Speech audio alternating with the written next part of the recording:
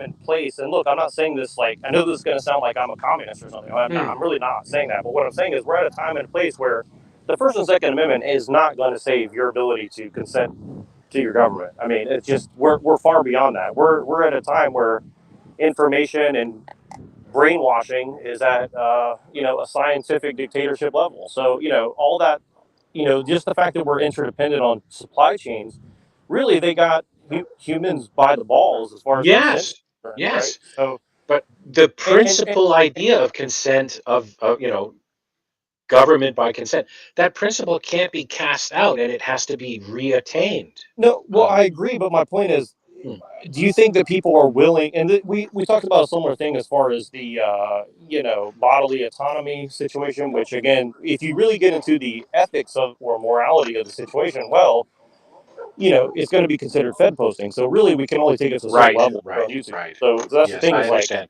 I'm trying to kind of lead people to Hmm, understand like you can't really get too deep into these topics. hmm, And see hmm. that goes back to the First and Second Amendment. Really, Right. even if I We was should allowed be to say, able to. We should be able to, but well, even if I was allowed to say the things that were true, first of all, the secondly, the thing is, people are not willing or able to actually do those things as things currently stand. And without people even knowing what that is, they can't make any short or long term plans to move in that direction because right, right. the people that are accelerating, hitting the gas pedal on the technology and the cultural problems, um, they've kind of figured out that economics kind of rules the world to some degree, right? Like if you Hmm. can like basically just cut off a supply chain and people are going to be desperate, well, it's not too hard to kind of manufacture consent. That's kind of what I'm trying to get at. Does that Yeah, make sense? yes. I mean, this leads me back to the science fiction novel Dune. There's a line in Dune, right?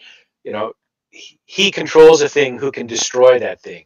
So you have people used to a consumerist lifestyle, and I was one of them. I'm not really anymore. I'm trying to move out of that, right? I was a typical North American. You're used to easy debt. You're used to outsourcing your thinking. You're used to outsourcing your child care and elder care.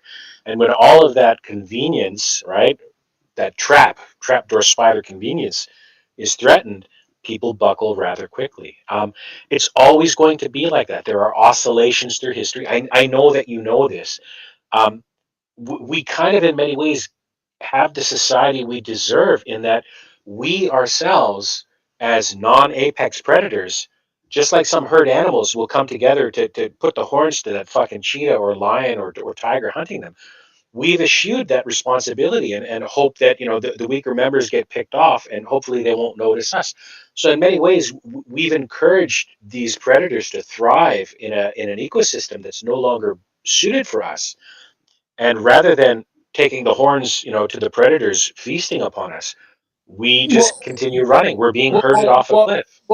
to take it back just a little bit, I mean, kind of what I was trying to get at about the problem of liberalism is kind of, again, I just have to throw in the technology thing.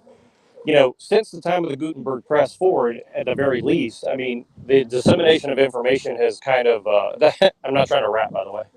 The dissemination of information has, kind of been consolidated into the hands of a few people since that time forward. And if you look at like the newspaper rackets of, the early 1900s as an example, Hmm. information kind of was always ruled the day. And also like, the fact that, they have teams of people for hundreds of, not thousands of years who can kind of encrypt information into writing or spoken word. I mean, Hmm. you're dealing with something that is not easily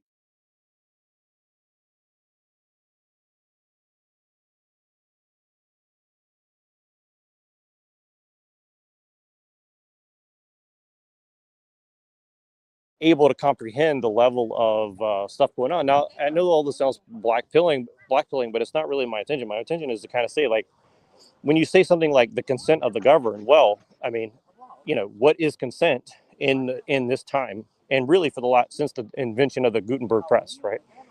If you don't take a look at the technology being employed, or the encryption being employed, or all these different things, something like the ideal of consent of the governed, you can't really have an honest discussion about it. And that's not a knock on you or anybody else. I'm just saying, like, I'm trying to get down to like a very base level of Yes. conversation. Very Hmm. annoying. I understand. Trust me. This is why I mentioned, the idea of entropic English. I found a little clip. describing this. Let me just read a couple of sentences here. Quote, every language has a maximum verbal dexterity that can be achieved by its speaker. Some ancient languages are extremely potent. They have therefore been taken out of curriculum or circulation. Uh, Here's a hypothetical. How can you be angry at the feudal lord if the concept of anger at the feudal lord doesn't exist in your language? In some Well, no, sense, the West, that let me finish with this here. It's one last sentence. In some sense, in the West, non Gnostic Christianity did one hell of a job in narrowing the bandwidth of the individual. yeah, and I think that I can definitely see a good argument on that side, and I think what I would add is to go back to the Asian question that we were trying to get at earlier, which Hmm, is that the idea of bucking the status quo or the hierarchy in which you're born, not exactly the thing that the general population was ever really uh, able to do in the past. And I think even with Europeans, really, you could argue since the Magna Carta forward, but really the Magna Carta was written for people who were already of an elite class. that's right. And really, and here's the kind of crazy part, and I know this is going to sound like totally conspiratorial, but really the only religion that I'm off the top of my head aware of that had something similar to what you and I refer to as striving for freedom is really something like Jewishness. I mean, because they're the ones that were talking about the slavery, and we need to be free from the tyranny of Caesar, and Peter Thiel kind of mentions this explicitly, talking about the whole idea of a victim didn't really exist in the ancient world. It wasn't really until Jesus came around that people cared about morality. I mean, and again, I'm not saying I totally agree with this, but what I'm saying is like there is an argument being made among elites now that say that the idea of a victim didn't come about until Christianity, essentially, and it was taking advantage of some of the things within Judaism. And again, I'm not saying I totally agree with this. I'm just saying Hmm. there are people making these kind of arguments, right? I see the great saving, not saving grace. That's a trite phrase. I shouldn't use that. I think one of the great philosophical and moral developments that Christianity injected into the old world, a kind of an inflection point for Western civilization, was the idea of forgiving your enemy in order to escape the cycle of atrocity, of violence, of revenge. Because there's a Hungarian proverb: "The stronger dog fucks," and for most of human history, we've had to resist the elements, predators, both human and non-human, starvation, famine. Technology has allowed us to escape all of that, but now we exist in an environment where technology has its own inherent threats to the way we update our civilizational operating systems with the environment. And Christianity, for me, the one great strength that I really like about it is that aspect of forgiveness, of choosing to forego violence in order to plant the seeds of a better future, but obviously to a point. Turn the other cheek. I've got another cheek. I've done it twice. You keep coming at me. Now it's on. Whereas in the past, it was you did that. Now it's tit for tat time. No exceptions, right? Bronze Age philosophy. Christianity, or whatever Christianity grew out of, the amalgamation of earlier mystery cults and religions, right? That it was refined into through the Jewish lens, perhaps. I don't even know if that makes sense, um, and is still developing now through Catholicism and Gnosticism and mysticism and hybridizations with Islam and Sufi and Buddhism and Taoism and all these truisms, the Eastern mysticism. Folks that just slapdash take a bit of this and take a bit of that and slap a funny title on it and sell it on Oprah, they're doing more damage than is good. But yeah, you're right about that. I think the forgiveness, or not necessarily the meekness, but the strength that can be behind forgiveness, so that you are investing in a more peaceful and more survivable future for your children and heirs by forgiving now. You eat that shit sandwich now in order for a better world for your children. Um, And it's kind of contrary to the, nature red in tooth and claw approach that the ancients had.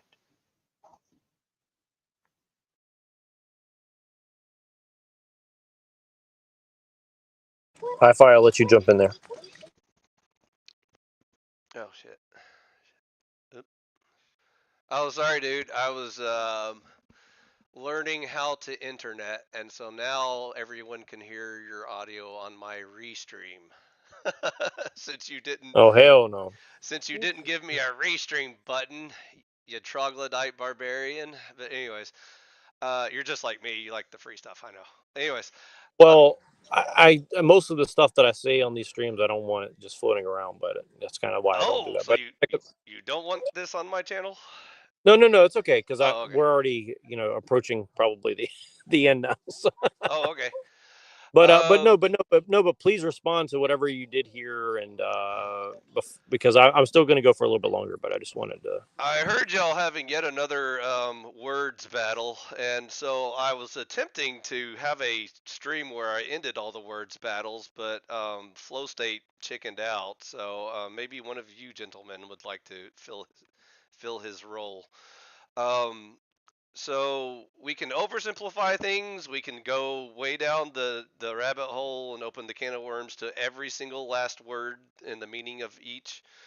And so I was hoping to approach this from a useful point of perspective. So starting with the left wing and right wing, how far do you think we can get past that until everyone melts down? Either one of y'all. Say that one more. The left wing versus the right wing. What meaning do those words have?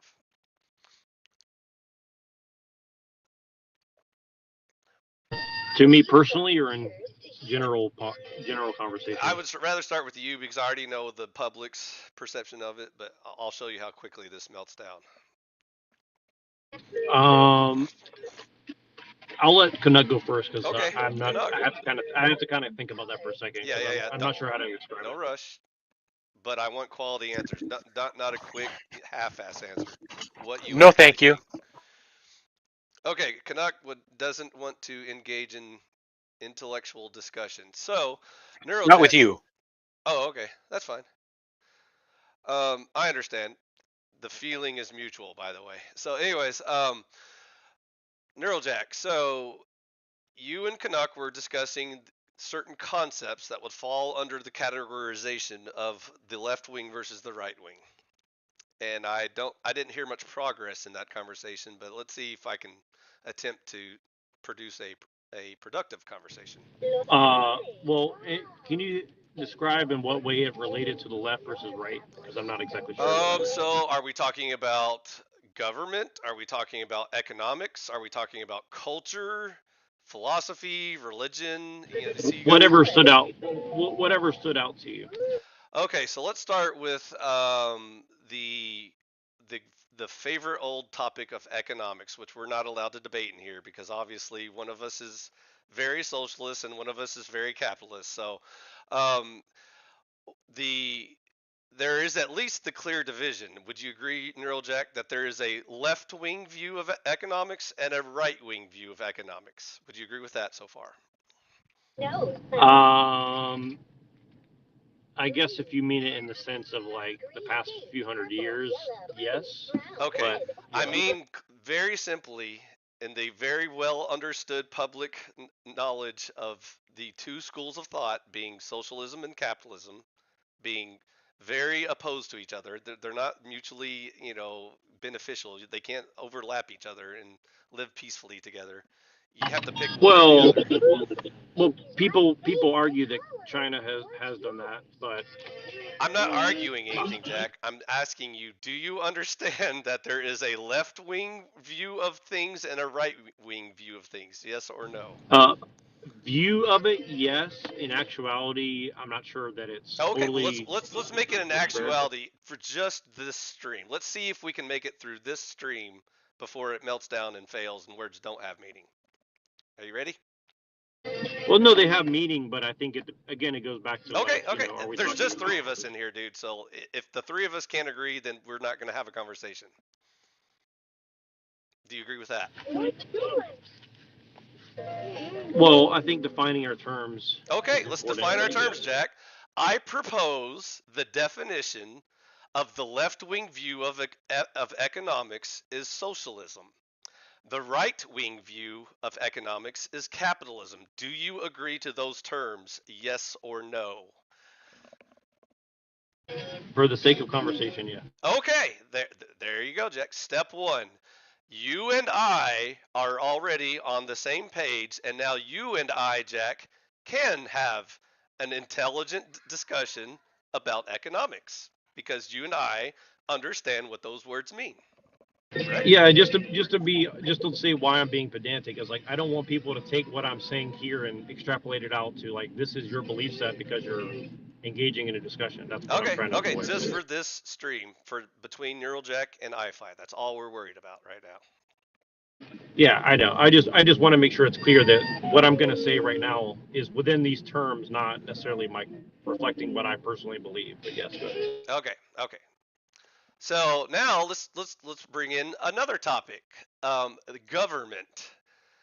Some people are of the view that government is best, and some people are of the view that government is the worst. These terms are called authoritarians and anarchists. Correct? Oh, you jumped in and out for a second there, Neurojack. Are you with us? I'll wait a minute. I think you just lost connection or something.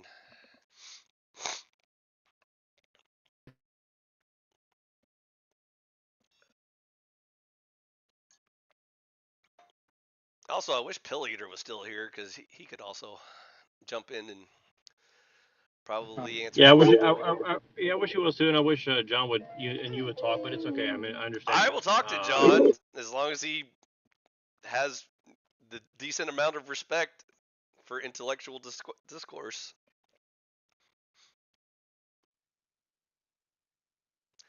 Anyways, But Neurojack. yeah, so go ahead. Repeat what you said before. Yeah, yeah. Okay, so the next topic is size and power of government. So the Yeah, some people want it smaller, some people want it bigger, and none okay, at all. so the main two schools of debate are authoritarians and anarchists. Correct? In regards to a state in modern times, I would say yes. Okay. I would propose traditionally, typically speaking, the left wing are in favor of authoritarian governments. The right wing are more in favor of individual freedoms, liberty, and all that jazz. The the most extreme version is obviously anarchy, but I would even enter into the debate that the only people that we take serious are called libertarians or minarchists. Would you agree to those terms? Well, yes, but here's a giant caveat. Okay. Here's I think that one of the reasons why I struggle to have these kind of conversations is because really it seems that they've kind of perhaps for a very long time, but for some period of time, there's been a little melding of these two different wings into crossovers. So now Jack, a lot of let's people not call talk themselves. about how people fuck up terms and misunderstand them. Let's just see if they can be clear, and then we can fuck them up later. Sure, sure, okay, Okay. yeah. For Okay. the sake of argument, yes, I'll just go ahead and agree. Okay, Neurojack. So once again, you and I can have an intelligent conversation about the economy, the size and power of government, and anything else your little heart desires. I can go on for eternity if you want me to keep going. I can go down the list of all the words and show you how simple this is. It's very, very simple. And it takes Sure. human retards to fuck up the conversation because it's not that hard. Sure. Well, I guess the other thing is like trying to drive it to the point that to a point that I would be interested in making. I would say something to the effect of like a lot of people who think they're on the right currently Yeah. are adopting things of the left wing Uh or huh. and even a lot of anarchists have taken on things of authoritarianism and brought it Yeah. into what they call anarchism, right? So Exactly. See, now you're getting it, Jack. It's it's human retards that don't understand what words mean, just throwing around terms as if they don't matter or whatever. They're like, You know, I'm a state capitalist and you know shit like that. They just use words that have no meaning whatsoever. Even communism, which is my favorite term, I think is a red herring. To be perfectly honest, if you pin me down the ground, point a gun to my head, I'll tell you right now that communism is the most abused, undefined, gray word that doesn't mean jack shit.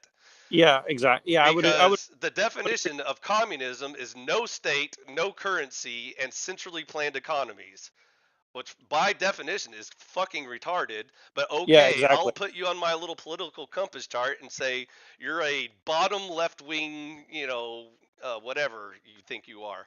No, exactly. And that's the thing is like they want like, and that's a good point because here's the reason why like I'm kind of reluctant to get into a lot of conversations because people just throw on those terms and myself included because I kind of have to just because I have to kind of jump in between and I mean I don't have to but I guess You want the to. problem is because people don't really have an accurate way of communication anymore for whatever reason you kind of have to jump in and out of both colloquial and technical terms just to get a baseline of where someone is so you can actually start to have a conversation about these things and I think communism is a good example because I can never be a communist because from my comprehension of it there is no such thing as bodily individual autonomy whatsoever. Like the individual doesn't exist within communism, which is nonsense. But if I try to tell people that's what it is, well, they don't understand that that's what it is. So I have to kind Okay, of go in a I agree. circle First of at all, that point, Jack, right? arguing with people about communism is retarded. So I don't even. That's why I've told you many times I don't even argue with these people because it's Well, just a what I complete mean waste by of time. argument or like a Socratic, like I mean it in a technical term, not a yelling match or something. Right. I'm not even interested. I mean, if you want to waste your time trying to argue with people who claim to be communist or think they know what communism is, feel free. I mean, it's your life. I'm just saying I don't even engage in that because it's a complete waste of time. It's just Well, such a well, complete but waste of here's the time. thing is, and here's where it gets kind of crazy is like I would say that a lot of people who pretend to be an anarchist or a minarchist or even like a theocratic person, Uh-huh. they're actually communist, but they're hiding what they're actually doing by saying that they're for something Oh, else. okay. See, I'm not yeah. interested in con artists or people pretending or actors or all that shit. I understand that comes later, but I'm saying like the serious, good and intelligent people in the room need to be able to communicate with each other or they're just going to fail even basic conversations. And that's why I was showing you how it starts off simple. It starts off very simple. We clearly defined terms and said what they were. But then you introduce other people in the room. They're like, well, actually, communism to me means a full authoritarian socialist government that uses fascist, styles of enforcing, censorship and blah blah blah blah blah. blah. You know, that's when you get into these screaming matches with retards, just making noises at each other, and they're not even talking about the right words anymore. They're just throwing terms around to feel special. So Well, they're doing it actually, in my opinion, to not. I think some people are doing that for that reason, but I think a lot of the times they're even if they're doing that technically, I think a lot of the reason why they're doing that is actually to confuse and obfuscate yes, yes, what they're yes, actually I agree. trying to do. I agree.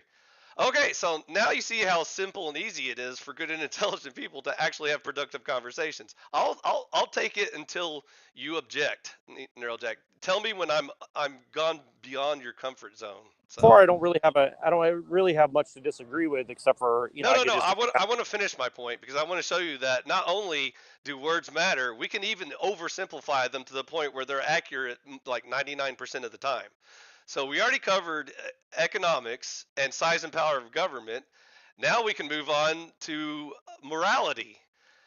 Uh, I think you'll agree that most humans are divided into a left wing and right wing of immoral and moral people. Do you agree? yes, and that's actually one of the main comments I did want to make about left versus right is like I think that the left hand versus the right hand path are directly correlated to what people colloquially call left wing versus right wing. But so yes, I would agree. Okay. So see, that's what I'm saying. We can just keep we can address any topic. There is no topic that won't be addressed, but we should address it properly. Now, here's the problem. The more you keep adding levels and levels and levels of complexity, eventually you're going to find situations that aren't so simply left wing, right wing. There are certain situations where you could kind of be in one camp on one topic, but in the other camp on another topic, and so that's where it doesn't just easily split into just one left and right wing, black and white Right. No, dichotomy. exactly. Yeah, no, exactly. And I think that that's the thing is like a lot of people want the gray area to expand out into things that are not gray area because it's a lot easier to hide what you're really trying to accomplish in the gray, even though a lot of these things probably are not so gray as it would seem. Right. I don't have any problem addressing gray topics, but I just hate it when most people don't even know what the original black and white choices are anymore. They don't even know what those words mean anymore. They're just using them either completely wrong or they're talking about a whole different topic, but they just keep throwing that word in like it's just magically going to fix everything. And so that's my main concern is like that you properly understand the words you're using first and then you start debating all the little gray details and complexities and Right. why it Well, doesn't always yeah. match. And if you talk to the modern person, really on either side, but let's just use leftist because it's easy. Like on the topics of, let's say, well, let's just take something not so controversial, like let's just say alimony, for example, right? Something like that.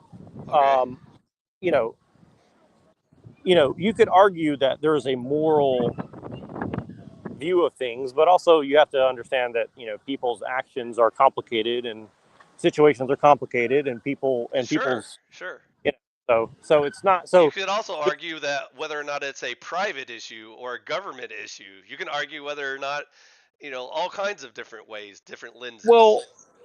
that's the thing is like before the see, and this is where I think a lot of modern Christians get lost because they think, well, we just give it back to the churches. Well, yes, but then you have to also understand is like even as a social institution, the church was extremely corrupt for a Oh very yeah. long time. Oh yeah. That's a whole different It's topic. not, yeah, so it's not necessarily going to solve the problem just because you take it out of the public and into the private, but it's a start, right? So I think that Okay, that's so let me bring up another um, category since you freshly brought it up. You guys were talking about a couple minutes ago. Culture. Um, I'm trying to think of the best antithesis of Marxism, but I can't think of a fun word yet. But let's just call them anti-Marxist. That's the easiest way to do it. There's definitely a left wing versus right wing divide, culturally speaking, from Marxists, from what's the right wing? Let's call them Ron Paulians. Does that sound good?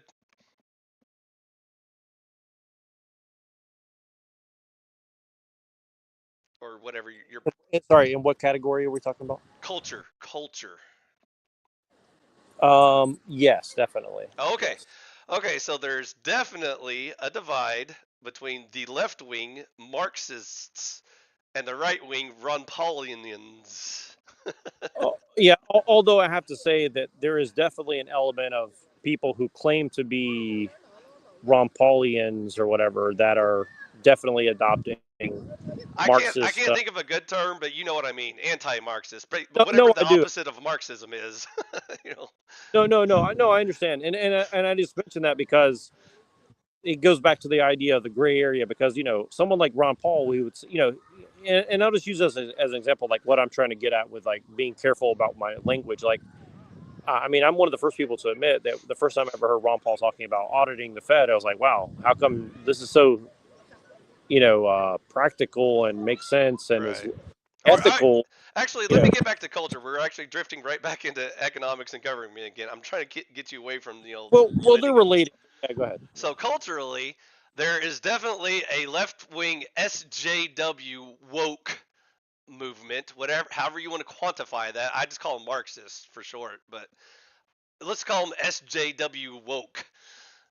Culture Yeah, sorry. Yeah. versus a right wing anti SJW woke culture, and whatever word you want to put that in.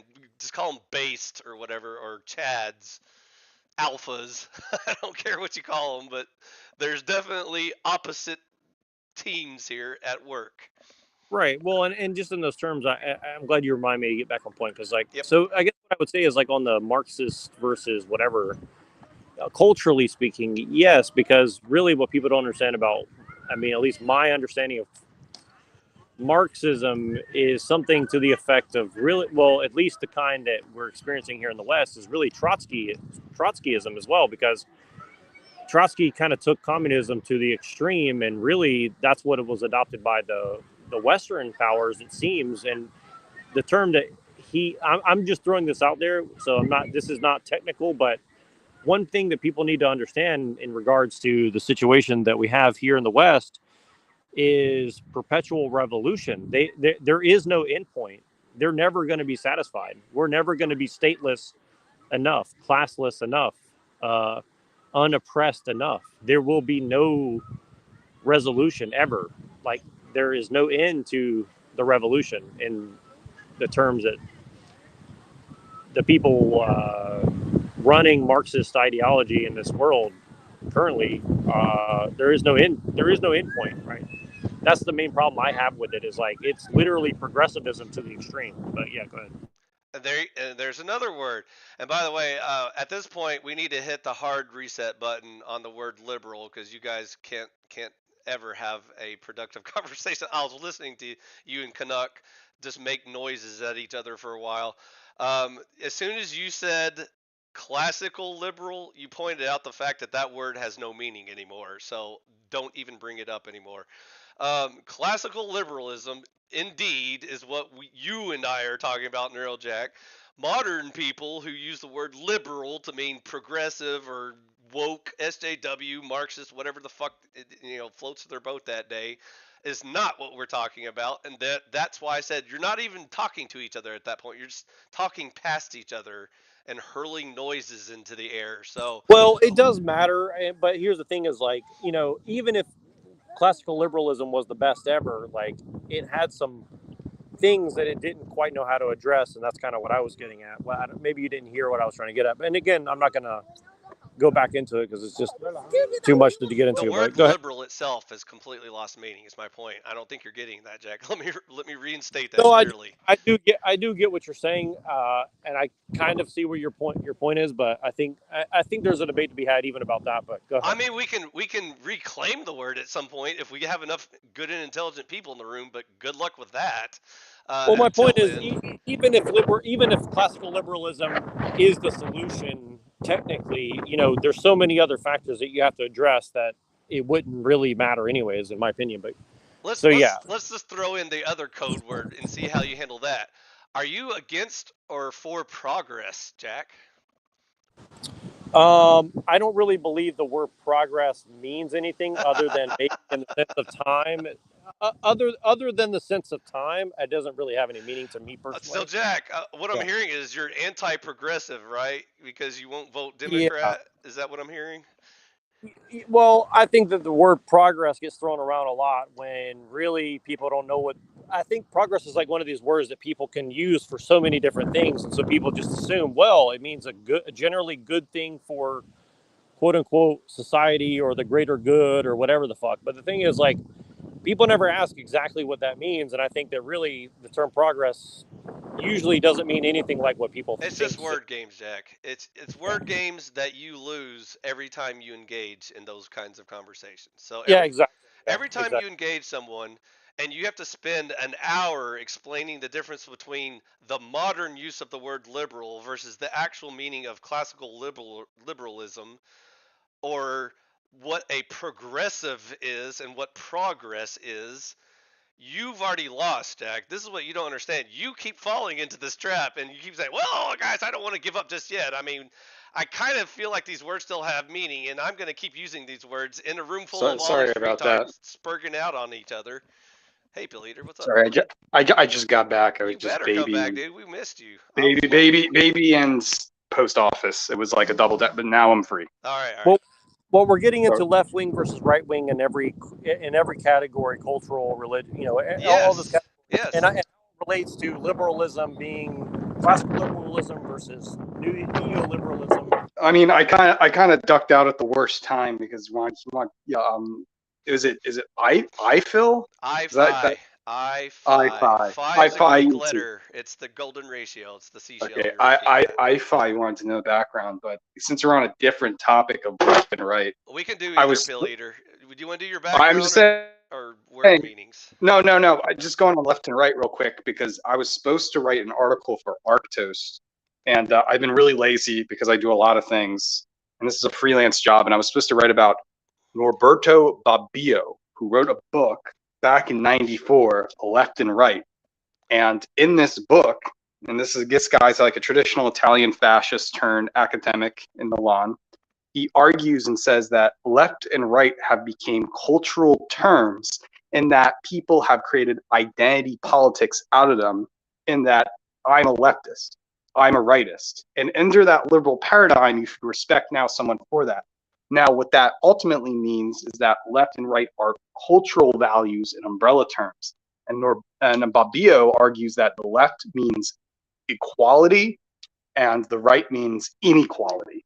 And that paradigm is really interesting because he's coming it from a Trotskyist types of lens, but in a cultural, permanent revolution, but No, making that's exactly what I was just saying. That's funny. Go ahead. yeah, but Bobbio, here's the thing. A lot of people are iffy about Bobbio because he was a part of the fascist party of Mussolini.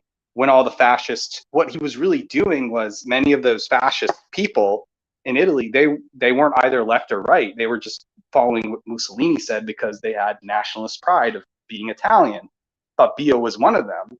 And Bobbio, in his Left and Right book, was really trying to examine, well, it's kind of like fascist France integrating into French society. And that comes from Alain de Benoit and his work about what is the cultural right, who he then cites Bobbio.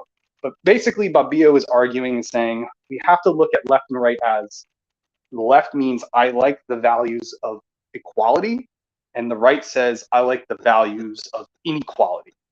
And therefore, those divides, we should respect people out of those interests saying, I'm right, meaning I like those values that are anti-equality, and I'm left. I like those values which are equality.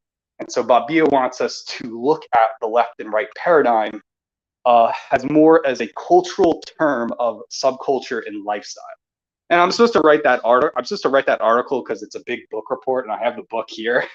But it's just such a dry read that I keep stalling it for so long. Well, hopefully this conversation will aid you in that writing that.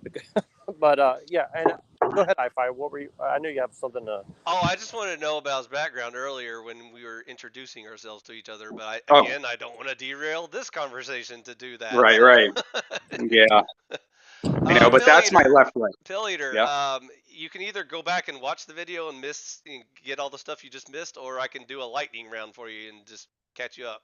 just do the lightning round, All whatever. right, so I'm gonna play a little game, and you stop me when I'm wrong. Okay? Okay.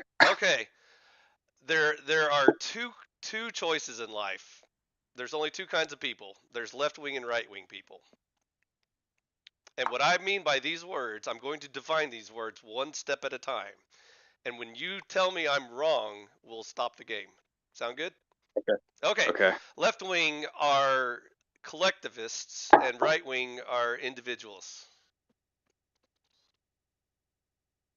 Do I keep going? Okay. Left wing are socialists, right wing are capitalists. Okay, keep going. Left wing are immoral, right wing are moral. I would say there's an analytical moral left wing because that could be biased, but go on. And again, the point I'm driving here is that there are two competing schools of thought. That's the main point I'm trying to drive home here. Do you understand where I'm going So with you that? see, I would be iffy and talk about capitalism, but we're just for the sake of it, No, it just Pill makes sense. Eater, But just keep please going. don't apologize for the public and try to get them to all agree. I just want you to see if there's a logical, reasonable way to approach the meaning of words. Okay, so were that the three distinctions were there? No, we're not done. Collectivist, That's non-collectivist. just warm. I'm just Okay, keep warming going, you keep up. going. Yeah, Okay. keep going, because Okay, I'm so the too left wing is articulate. authoritarian, and the right wing are either anarchist or bare minimum minarchist libertarian. An interesting thing that Babio writes is the same authoritarian ideal, but he also says that you can have right-wing authoritarian ideals. I have the book over here, and what he means by that is just hardline softline. So I guess what you're saying is authoritarian means the left ultimately wants this kind of rule set, but The government. The left wants so, government. The so, right wants so there's a freedom, cube. Just look individualism. up Babio's cube, and Babio says, all right, there can be left and there can right. There could be authoritarian left, or there could be. So it's something like you're saying, but Babio puts it in different words, which I do believe there can be an authoritarian right, because if Oh, you're an okay, Bill Eater. inequality, Okay, so see, this is where you lost. You lost the game, and this is what got you. Okay, so on the traditional left wing, right wing dichotomy of a straight line, you fell for the trap of the two-dimensional political compass. You put an x-axis and a y-axis, and you tried to graph them both at the same time, and you said, well, some people can be, authoritarian capitalists, and some people can be libertarian socialists. So we can't just divide those into black and white. Is that what your objection is? I'm trying to get Bombio's box here. I'm just looking at really quickly, see if I got, because I can't find my book. Okay, because he says inegalitarian, egalitarian, right? But then he makes a second one, and one of them was authoritarian, and I'm trying to remember what was the other one. I know this is like homework right here, but Anarchist, the opposite of authoritarian. you think it would No state, no government, no law. Nuerojack, you could look this up too. Norberto Babbio, left and right, or Canuck. But you're not going to find this in any books. I'm telling you this fresh off of the I'm mouth trying of to go by hi-fi. the text here because I'm supposed to be doing. Don't tell me what other people think, Pill Eater. Just tell Yeah, me but if I'm you can citing understand these what I terms. think. Well, the thing is, I can think. Okay, if right is inequality, that means there are differences, meaning that there's I didn't say hierarchy. inequality yet. You're putting words in my mouth Okay, now. but this is what I'm understanding from Babbio, Oy and vey. therefore then therefore, in my understanding of right, a right authoritarian is possible because of inequalities and that people would worship a hierarchy of sorts, if I'm understanding the authoritarian correctly, from fascist right or communist left. Don't start bringing in fascism and communism. That's just going to make I me know, but this confused. is outside libertarian thought processes for a second and I thinking more specifically just said cultural. anarchist versus authoritarian. Just please focus on those. Don't forget that I even said libertarian. That was my bad. I Okay. I fucked it up. The black and white terms are anarchist versus authoritarian. Those are the only two choices. I'm thinking in terms that they're two binaries, and the two binaries are also of values. And these values, while it may seem that you're telling me, okay, we're more skewed to the right because that seems moral, but No, I no, would also don't say, combine these terms yet. We're at the end. We're gonna see if we can combine all these terms. okay, All keep I'm going, doing keep is going. doing left and right. All I need is a left and right. Yes or no. Okay, keep going. What's the next Okay, one? so authoritarian left, anarchist right.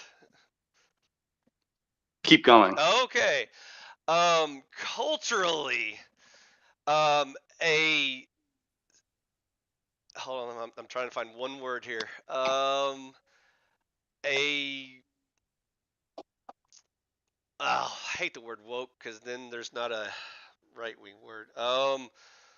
Let's go with let's just do woke. I'm bitching out right here. Okay, so woke left and a anti woke right. Yeah, keep going. And I can define that term better if you want me to, like identity Yeah, it's like political politics. correctness. Yeah, yeah, It's yeah. like political Politically correctness, correct, the idea. identity politics, you name it. The list just goes on. Okay. And then I think that's all the fun terms, and then I can just start adding, millions of other terms if we just want to keep going on forever. But I think the fact that you want to keep going shows you that this is actually a process that can be done rationally and intelligently. And but even though at some point you would agree, you already struggled when I said authoritarian versus anarchist. And I agree because of your traditional view of the political compass having an x-axis and a y-axis, and there's actually four kinds of people in that situation, which makes it more complicated. I understand. I don't care because you're going to waste your time trying to argue those four kinds of people when everyone in the room doesn't even agree on what the original two choices are. First of all, you have to start with a black and white standard of authoritarian versus anarchist. That's your black and white standard. Then you can debate all the gray shit in the middle about libertarians versus fascists or whatever a little bit of each and from each camp. But you understand that there is an extreme pure left end and an extreme pure right end. That was the point of this exercise. Right. And you Okay, can be a right anarchist. so You can be a now, right with all anarchist. of those Yep. terms we covered so far, are you ready and comfortable to just go ahead and combine all those words into the left I and right wing? guess. I guess. I mean, that's what we're talking about. Welcome to conservatarian, my friend. I have another convert. And so wait, hold on. I have to. What? Okay, when I think it's not Rothbard, is it? Yeah, Rothbard. It's Roth. I don't know. I Murray don't know. Rothbard. Did Rothbard ever use the term conservatarianism? No, probably not. The first time I That's heard what I'm saying. conservatarian was from Cook. Charles Cook wrote a book called The Conservatarian Manifesto, which was kind of a Okay. tongue-in-cheek joke about how fucked up our politics has gotten and nobody knows what any words mean. Oh, Pill Eater, I totally forgot the trick question. And so, Okay. What's the, just so it's a um, trick? one more test to see if you and I can have an intelligent conversation about this stuff. The left wing is Democrat, the right wing is Republican. I would think right is Democrat. What the fuck? Okay, right. What the Okay, here's actual why. fuck? Because it's about people. It's not about hating people. Okay, It Pill just goes Eater, with I your. broke your brain by telling you it's a trick question, but you went the completely wrong direction. One more time, don't overanalyze it. Just think of it in very simple terms. Left wing Democrat, right wing Republican. But the thing is, there can be a left Republican. No, dude, no. That's what I'm saying. It's like here's the. Okay, Okay, this Pill, is a Pill, trick. Pill This is Eater, a I trick. like you so much. I'm just gonna give you the answer because I want Just to give have a me the. future conversation with you. Pill Eater, the trick question is Republicans are sure as hell not right wing. They're also left wing. They're both That's what fucking I left said. wing. It's Democrats and Republicans are the That same that's thing. what we're talking. Okay, I was talking about values, not the I'm American talking about Republican all of the Democratic above, Party. Pill Eater. Size and power of government, Okay, when I say economics, Democrats, I'm culture. not talking Joe Biden. I'm saying demos, like people. I'm I'm not talking talking about about. in the United States of America, the Democrat Party, the DNC, and Okay, the if you said GOP. okay, yeah, that wouldn't make sense because that's an American thing. I'm talking about demos and like Plato's Republic. That isn't Donald You're Trump. American. I Like, assumed you knew what I meant by Democrat and yeah, but when you Republican. say the American of Biden, then it's like okay. But when you said Democrat, that's like Okay, okay, let me demos. rephrase the question. Demo- DNC left wing, Right. GOP right wing. No, it wouldn't make any sense whatsoever because the DNC is basically the same, like you said, the same. I already gave you the It's just answer. some party. I know it's a trick. That's definitely a trick because of the way you phrase it. But it's like But anyways, Joe would you agree Biden is that more most Republican. Americans think that's what those words mean? I think yeah. If you ask a normal American, they only think in terms of Trump versus Biden, and those are the manifestations of those said parties. Is Trump a right wing conservative, by the way? Just curious. I think he kind of flips at times. So By the way, let me tell you the cure to the cancer in your brain right now. Have you ever heard of centrists and centrism?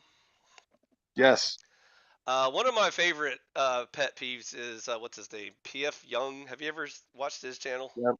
Or Gen Oh X yeah, yeah. Jeff? Yeah. There's a video of me talking to him. Yeah, but Okay, so the term enlightened centrist is an oxymoron because these are some of the dumbest fucking people on the planet who think that these crazy left wing people are dumb, but they're equally as dumb as these crazy right wing people. And so the smart people are the people in the middle that just compromise everything because that's the path to enlightenment.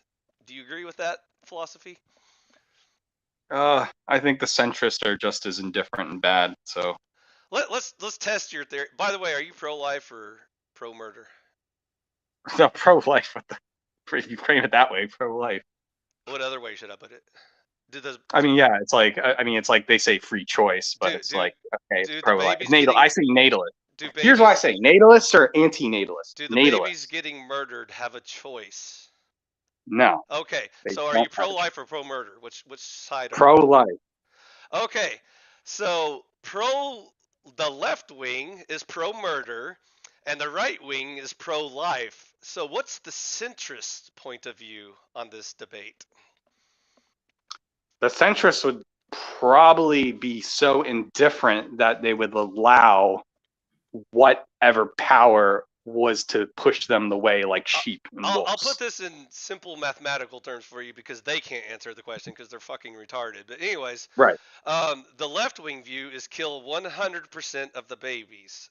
The right wing view is kill 0% of the babies. So the centrist view would logically be kill 50% of the babies, and then both parties are happy.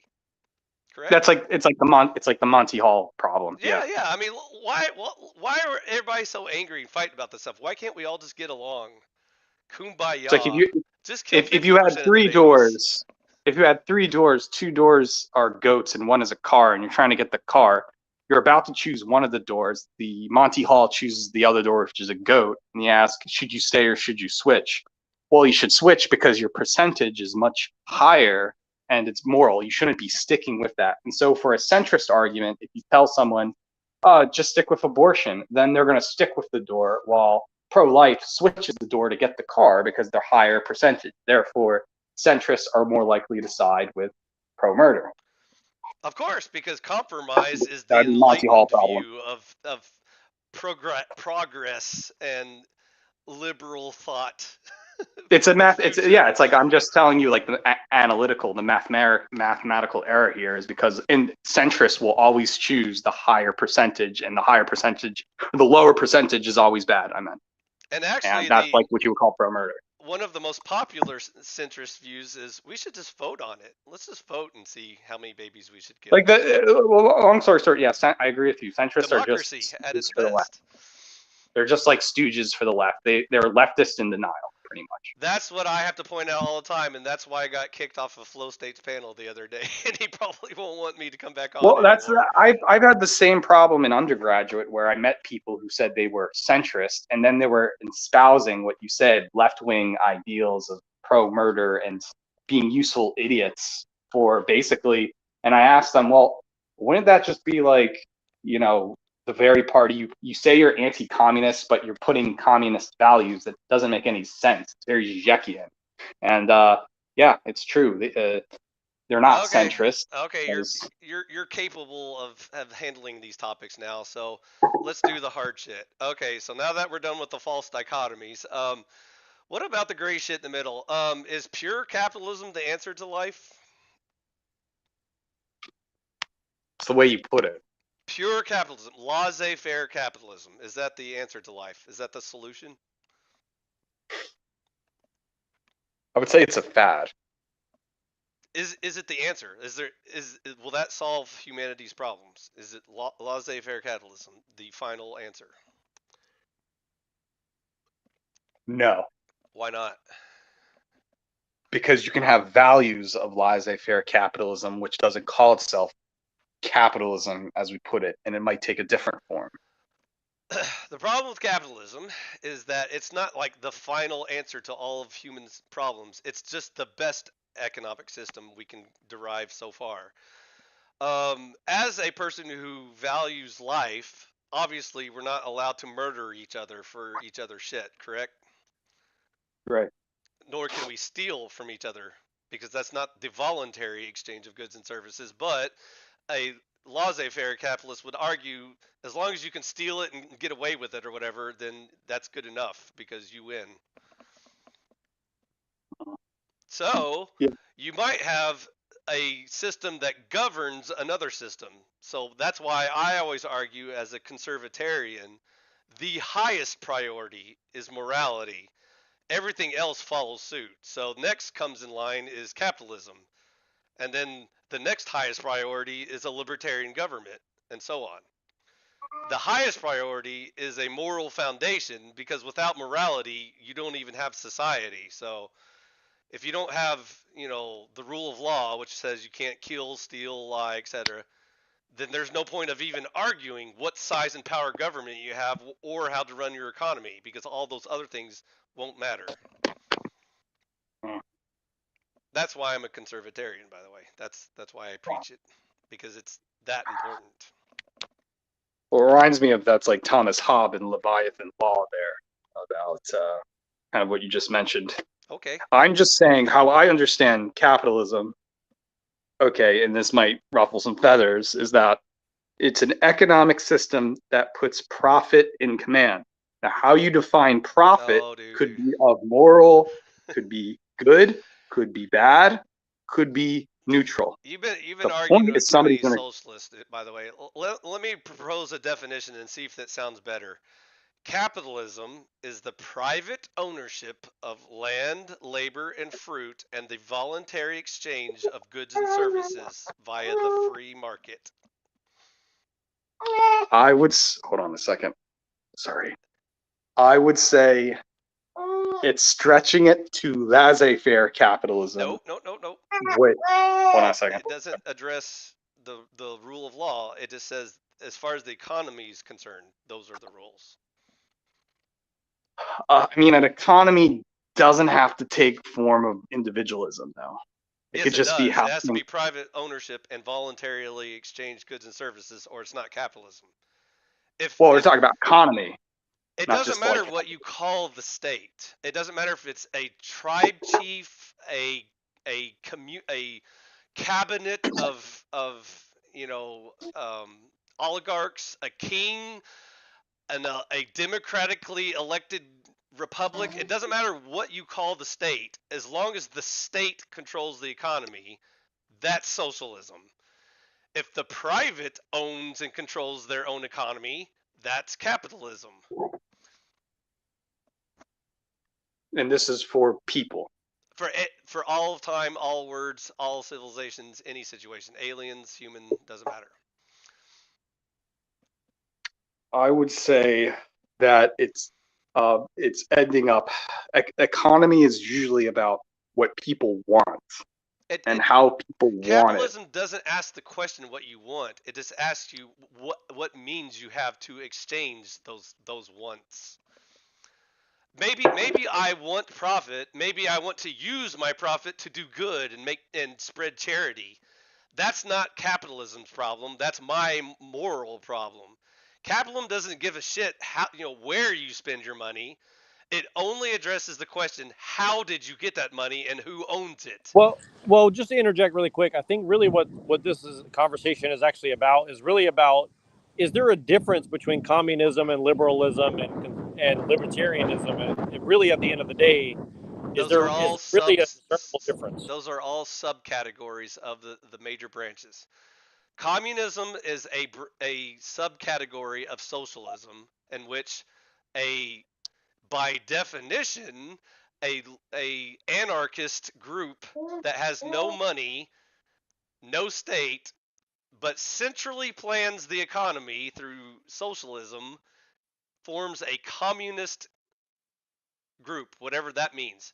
Now you see how all of those words sound like bullshit because, like, first of all, how can you centrally plan the economy with no government? If there's no state or government, who's centrally planning the economy? I'd like to put in two things. I'd like to say, one, an economy is scientific and like gravity, it doesn't care about your feelings. That's one thing. Correct. But whatever form that economy takes you could say capitalism or socialism, it is still a scientific economy. It doesn't matter. The point is, it's how people control that science.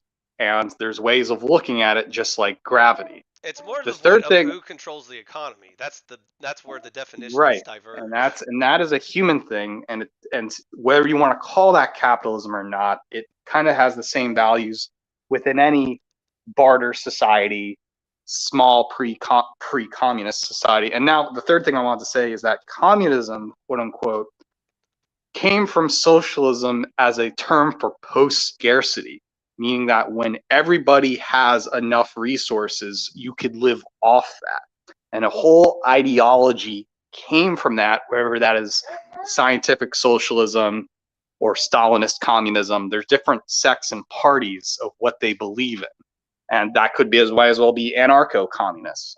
The point in being, it's so far-fetched from post-scarcity that capitalism itself could already create post-scarcity through some weird UBI system and then call it communism.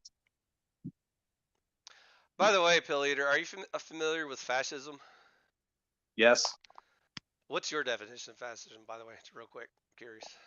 It's a okay. I'll give you the most funny, obscure one. That's the It is a simplest. subset of as esoteric as possible. It is a subgenre of Sorelianism of George Sorel, which is a type of socialism that argues that there should be a type of hierarchical system based in some type of subjective nationalism that dictates the economy through a group of oligarchs that people have friendly ties with. Perfect. Go back to our game. Um, Communism left wing, correct? Right. What is For the time being. fascism? Fascism came from socialism, historically speaking. Which is it, left wing or right wing?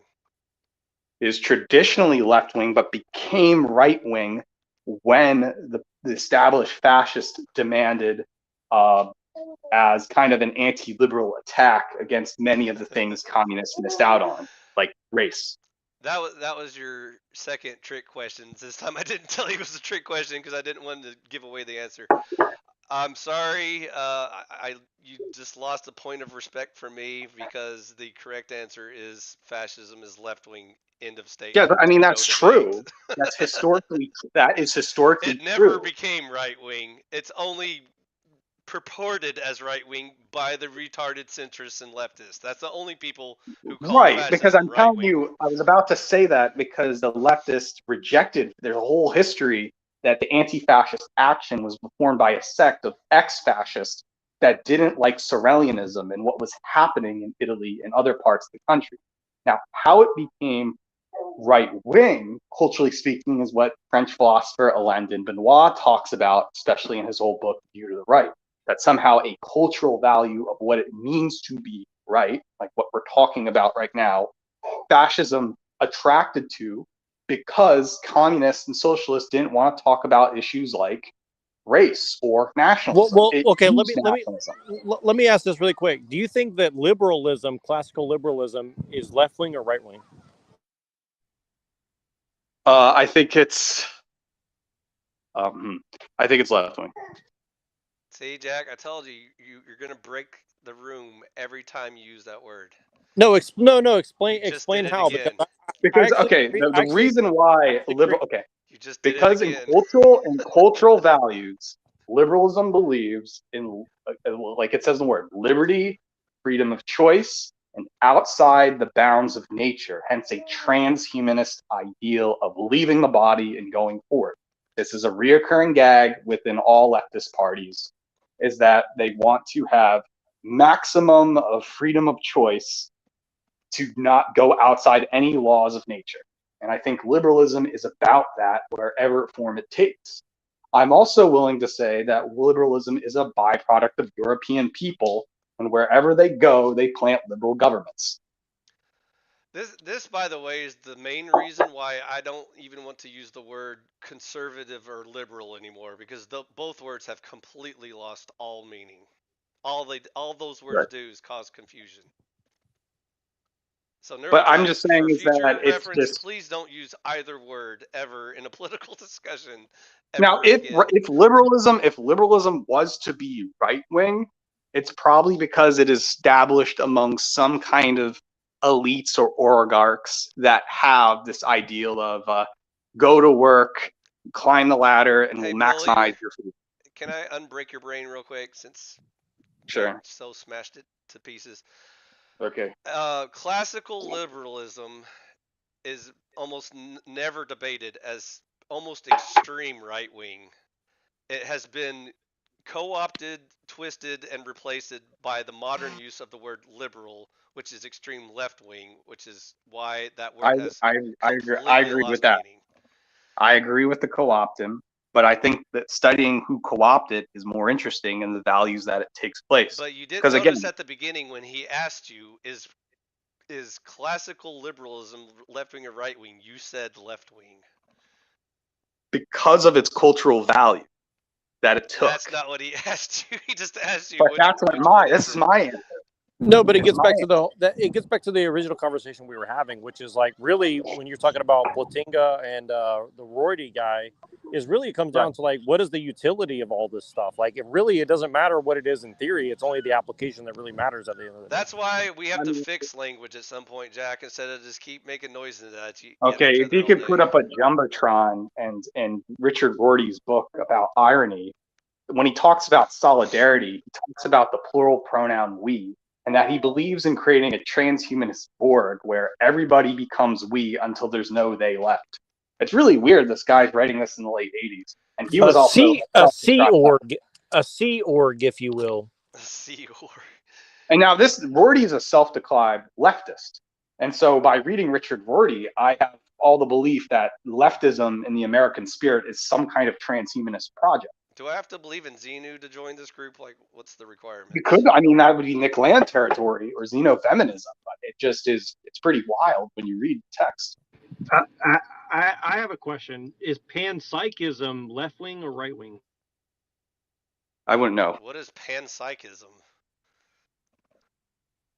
but I would say just by understanding without reading a quick Wikipedia article and cite. Let me Google that word while you intelligently Well, I'm just respond saying, about if that. somebody said face value and I didn't know what it is, okay, pan, that means many, psych. Everybody, yeah, sure, it's left because everybody has psych warfare on each other. Google Well, AI let me ask says Machine. panpsychism is the philosophical theory that the mind or a mind-like quality is a fundamental and ubiquitous feature of reality. Is that the word you're using, Neurojack? Yep. Okay. But I don't know. Machine. Well, I I agree sent. with Phi on the whole. Yes, fascism is left wing, traditionally speaking. And yes, sure, there's been a huge co opting of liberalism. However, going back to Bobbio, we're really talking about cultural values within European society and how this unfortunate divide has been happened. Because really, left or right, they're just divisions to talk about umbrella terms of values. And I think we're entering a post time where it's really crumbling apart. It's just becoming subculture. It's like, I want to be right wing. I want to be left wing. I Well, can Well, I can fun and actually well, games. that. bring. Oh, sorry. Go ahead, Jack. You want to interject? Oh no. Well, I just want to say, like, really, at the end of the day, what is considered right wing keeps getting dragged further and further left. So really, at the end of the day, we're kind of having semantics I over. It's was just against the about Well, to I binary. make think. that point, Jack. Thank you for It's against the summarizing. binary, and I see it as transhumanists trying to overcome the natural people who want to keep. And that's why I write for Arctos. That's why I talk about Dugan. That's why I talk about all these things. Is that it's G7 versus BRICS, Hey, really. Affiliator, I was about to like bring all of this into conversation to a point that Jack just stole my thunder. Um, so the point I was trying to make out of this whole conversation, and you just reminded me by pointing out that the general public perceives fascism as a right wing thing. The reason why that's kind of true is because fascism is like a hair slice to the right of communism, obviously. And so if your Overton window is so focused on the batshit crazy left wing debating the left wing cuck centrists, aka the right wing, then of course you will think fascism is a right-wing ideal because there is no right wing anymore. It's just left-wing centrists debating batshit Right. crazy left wings. That's it. It's That's a all that's setup. left. I mean, again, I was a part of Caleb Maupin's party. He wrote a book called The Synthetic Left, where he said, now this is controversial. Caleb Maupin's pro-China and says that you can't really be a pro-communist because all the communist talking points have been co-opted by American liberals. And that's the problem, because if you put up fabricated evidence, then there's no true opposition. These terms don't make sense. They're all set up for a one-sided argument.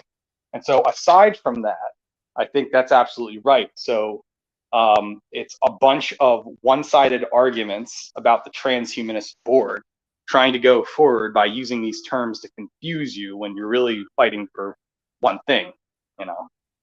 By the way, Pill Eater, do you have a channel or a platform? Yeah, it's right there. It says pilleater.com or Pilleater YouTube. No, like a YouTube channel. Yeah, there's a YouTube channel where I did talk to PF Young for a bit, but Are you on Discord? I used to be, but Discord is so honeypotted. I know. I just go to Telegram I now. have like 3 It's people so I talk to honeypotted, on Discord, Discord. but if you have a Discord, I have a Telegram. I'm in all the weird Telegram chats. So I'm on and it's just because Telegram's data free. Discord is weird. It used to have been interesting, but now Discord feels way too thumbs up. if you're interested, I would like to have many future conversations with you. So far, you've convinced me I'm able to have a conversation with you. So, well, if you just go to my YouTube, youtube.com/Pilleater or www.pilleater.com, everything's linked there, including my anti-liberal arguments. Some thought I made it out for other people to read because the same things I talk over and over again. But it's there. It's all there. I think Nuerojack also has my book too, so it's there.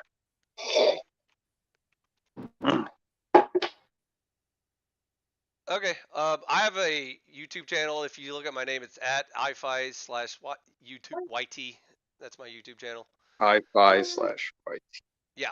Feel free to jump on any panel I have in the future. You will be welcome to discuss any topic. I gotta look it up first. I usually just raid other people's panels like Flow State or Machine Lies or whatever, but me and Nuerojack can't organize shit, so we basically just fumble. What's your YouTube? It's iFi-YT. Right. Yeah, I can't. Is it a chat? It says channel. That's my YouTube channel is iFi/YT. You just link it to it in the chat. I can't find it. I know. I have like, I don't know, like 20 members or something. So.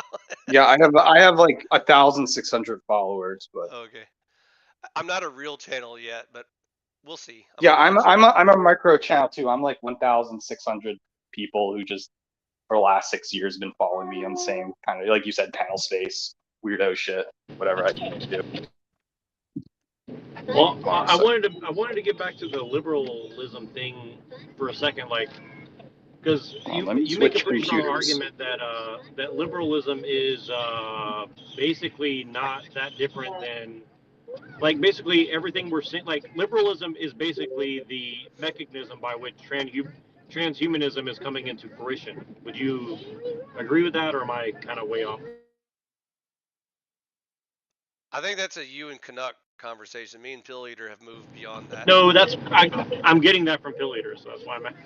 Oh, I unbroke his brain, so please stop re-breaking his brain because we fixed that problem. So you're not concerned about transhumanism, iFi? I'm not concerned about using the word liberal unless everyone in the room knows what that word means, Nuerojack. So what do you mean by liberal? I know for sure Pill Eater and Machine can definitely define that word better than I can. So that's why I'm trying to bring them back into the conversation. I would like to hear it. Oh yeah, for sure. Because 10 seconds ago, you asked him if classical liberals are left-wing and right-wing, and he said left-wing because you broke his brain again right after I fixed it. So anyways, that's what I'm saying, dude. It's like, sometimes we make a little progress, sometimes we take 2 steps back. Also, he just jumped out real quick. By the way, does Cyber hopefully be back. have anything to say, or is he just lurking, or what? I'm the machine lies. Machine lies. Holy shit! You snuck in Yeah, here. I am. Yeah, I am the machine lies. You sneaky little bastard. I was just talking Yeah. about you. No, Pill Eater and Canuck and Neurojack already know that. But and I thought you knew because you were on my show last time. So That I know what your definition of liberal is? no, I mean You that hear you me? know that I'm the machine lies because you were on the side Yeah, of you're Caliphate. No, I didn't know that was you, dude. I only recognize you Oh, as the okay. machine lies. Okay. All right. If I had to explain really quick what liberalism is, okay, first, classical liberal. Okay, I like short fat otaku. I think he makes great videos, but I'm always confused why the hell he calls himself a liberal. And that's because he's referring to classic liberalism, all that stuff. Now, besides short fat otaku, I define liberalism, and a lot of people in the Arctosphere define it, as basically an ideology about the human spirit leaving its body and having many different choices and maximizing liberty, liberalism, and to a point that, again, it gets into a transhumanist state of mind where morality doesn't matter, ethics doesn't matter. I could do whatever I want. That's ultimately what liberalism is and how you maximize that. Now, there's levels, as some people say, well, it's always good to be expressive. But again, I think it's uniquely a European thing that has pretty much spreaded throughout the world. And I think the American project has been to basically promote this Google AI transhumanist state to leave the body. And the interest in transgenderism is a part of that project. And they use the words left and right to really confuse us when really it's just the left is just a vehicle for the transhumanist project. And I see anti-liberalism as a project to go against not only what the American state is doing, but as well as trying to not in a, I guess some people call it reactionary, but I don't think it's reactionary anymore. I think it's controlled opposition, right? Right. Reactionary is a bad term. The word reactionary has already been co-opted by the forces, by the Bay Area elite. So I would say, Right. Yeah. right, reactionary is True. bullshit. Because reactionary just wants you to be like a fucking king and queen in some medieval land and stay there. That's perfect. You can run a DOS computer. They run Windows 12. That's it. That's reactionaryism. I'm talking about Hegelianism, where we're getting German idealism. We're trying to defeat the transhumanist spirit that tries to destroy what humanity really is. And classical Hegelianism tries to envision a society where people do, oh, that's funny, the cyber beaver, try to do the right thing, where this isn't just Christianity or ethics, you could put it that way, but it's German idealism projected to produce more, to go to the stars without the transhumanist virus taking it. In other words, we still contact our humanity, and we could still believe in things like race, sex, work, violence, and space without being offended over it.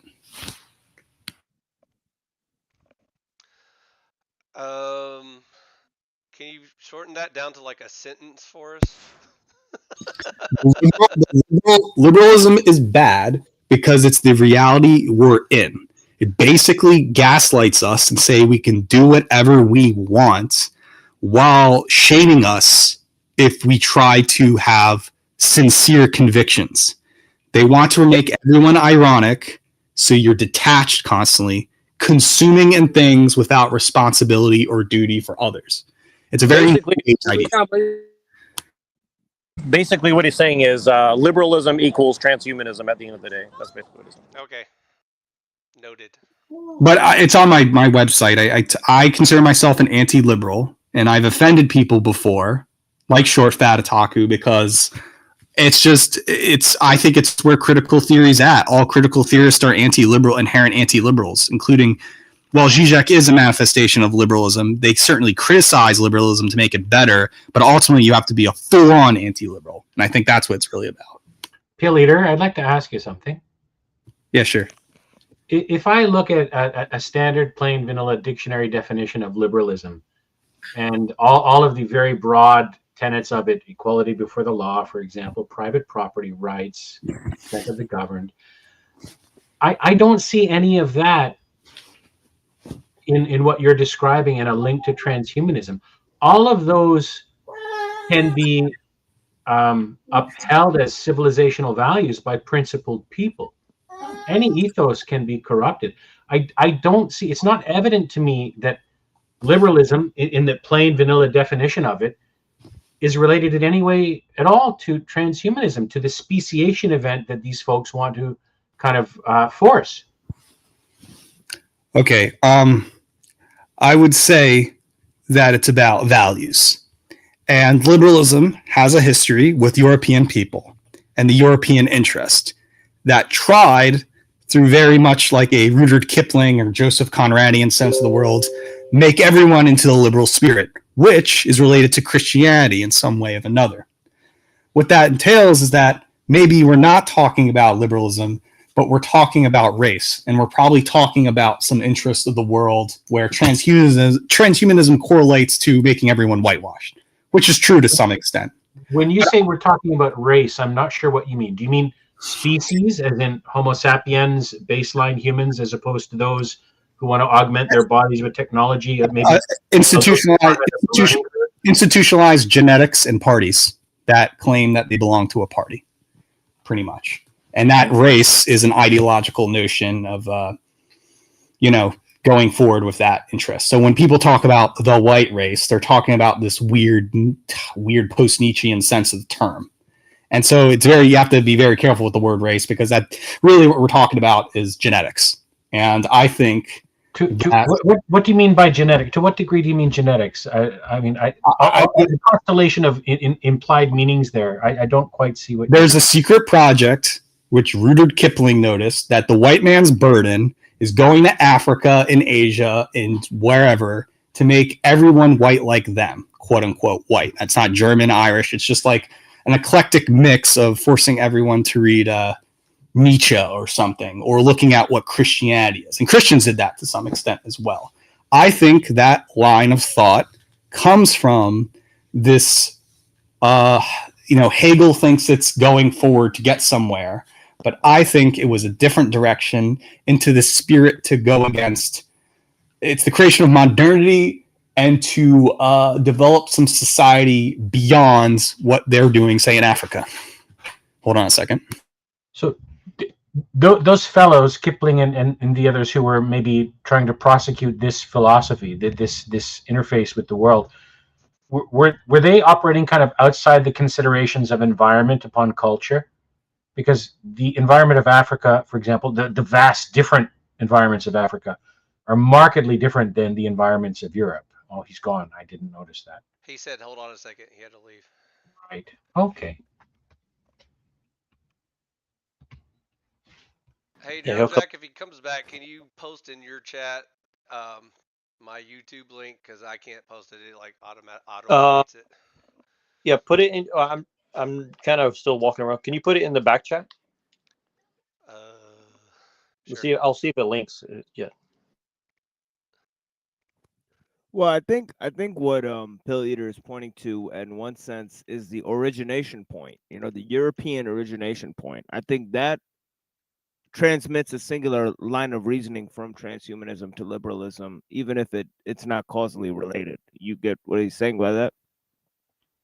No, and I'm not sure by what you mean by transhumanism. I'm not trying to be, willfully ignorant about that. What does that mean to you? Let me ground that by saying, when I hear when I hear people talk about transhumanism, I think of that as fast forwarding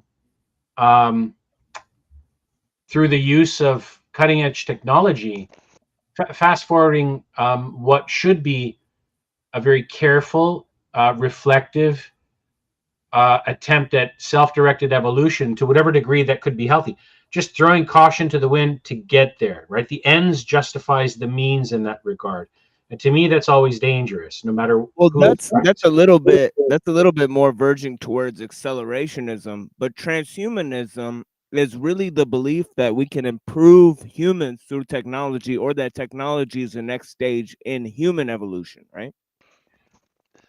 Okay, I don't see those two things necessarily being the same. Of course, we can improve life through technology, but we should practice a very careful, considered wisdom in how technology. No, I didn't just say improve the human condition through technology. Okay. I also said to evolve humans into the next stage of evolution through technology. Well, I don't see that as inherently being a bad thing if it is practiced with self-reflection and wisdom. It may not be. I mean, one may argue whether it's possible, right? Well, consider this. If the point we have arrived at as human beings now, in terms of our biology and the small physical adaptations that have happened and how the environment has shaped our cultures, if we kind of reverse engineer those factors and draw commonalities out, we can see how, the natural environment and forces around us that may not have been assayed have affected us. And there's no reason we shouldn't want to employ some directedness over that, the same way we use medical science to help direct health. I'm not talking about using science or creating civilization, whereas we could function in a division of labor that helps us supersede some of the natural laws and all those types of things. What I'm referring to is the belief that actually there is a next stage of human evolution possible, and that this has to do specifically with improvement of technology. Now, in one sense, it seems like science fiction, because the reason is because evolution usually only applies to biology. So to apply it also to scientific progress and to technological progress seems to be verging into a unique territory, right? I think I understand a little more what you mean. I don't see evolution as being limited. That's why people say like transhumanism is more like verging onto like science fiction territory, I guess it could be, and I can see why those folks who want to prosecute this agenda in order to bamboozle everyone into an inadvertent concentration of power and a cognitive break in how kind of a ruling elite can think and have access to information and cognition itself, and the idiocracy version of their serf class. I can see why they would use mumbo jumbo theosophy and mysticism and feel good kumbaya-ism, Oprah the Secret nonsense to get people into saying, yeah, I can just dump my brain into the coat room at the front and go and sing kumbaya. So yeah, I can see how that would be extremely pernicious. I guess they've kind of figured that there's a critical mass of people who could really be dangerous to the ruling order of hyper-concentrated wealth and access to asymmetrical information, and they'd best nip it in the bud now, while the numbers are kind of on our side. Ray Kurzweil, for example, is someone a lot of people will point to, but I don't know if any of you guys know this, but he's a deeply psychically wounded man. He longs to be reunited with his father, and it is a kind of a spiritual idealism. He believes he can somehow access or force a reunion with his father through whatever eschatological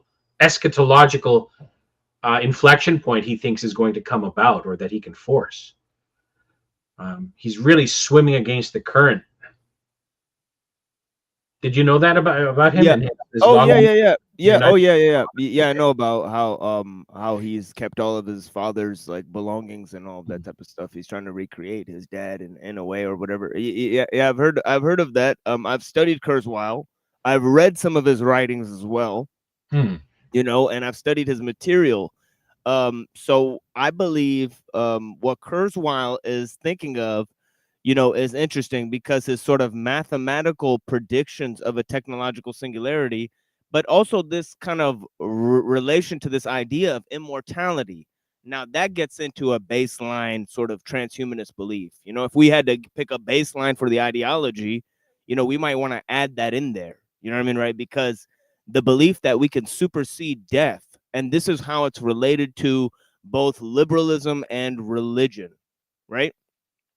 In terms of theosophy, and where it goes from the kind of Kabbalah, it taking that kind of idea of this sort of eternal rebirth, and running with it, in a very interesting way. But that this is actually symbolized by evolution too. What do you mean by evolution? Do you mean the neutral process of things in kind a of sense, passing fitness tests.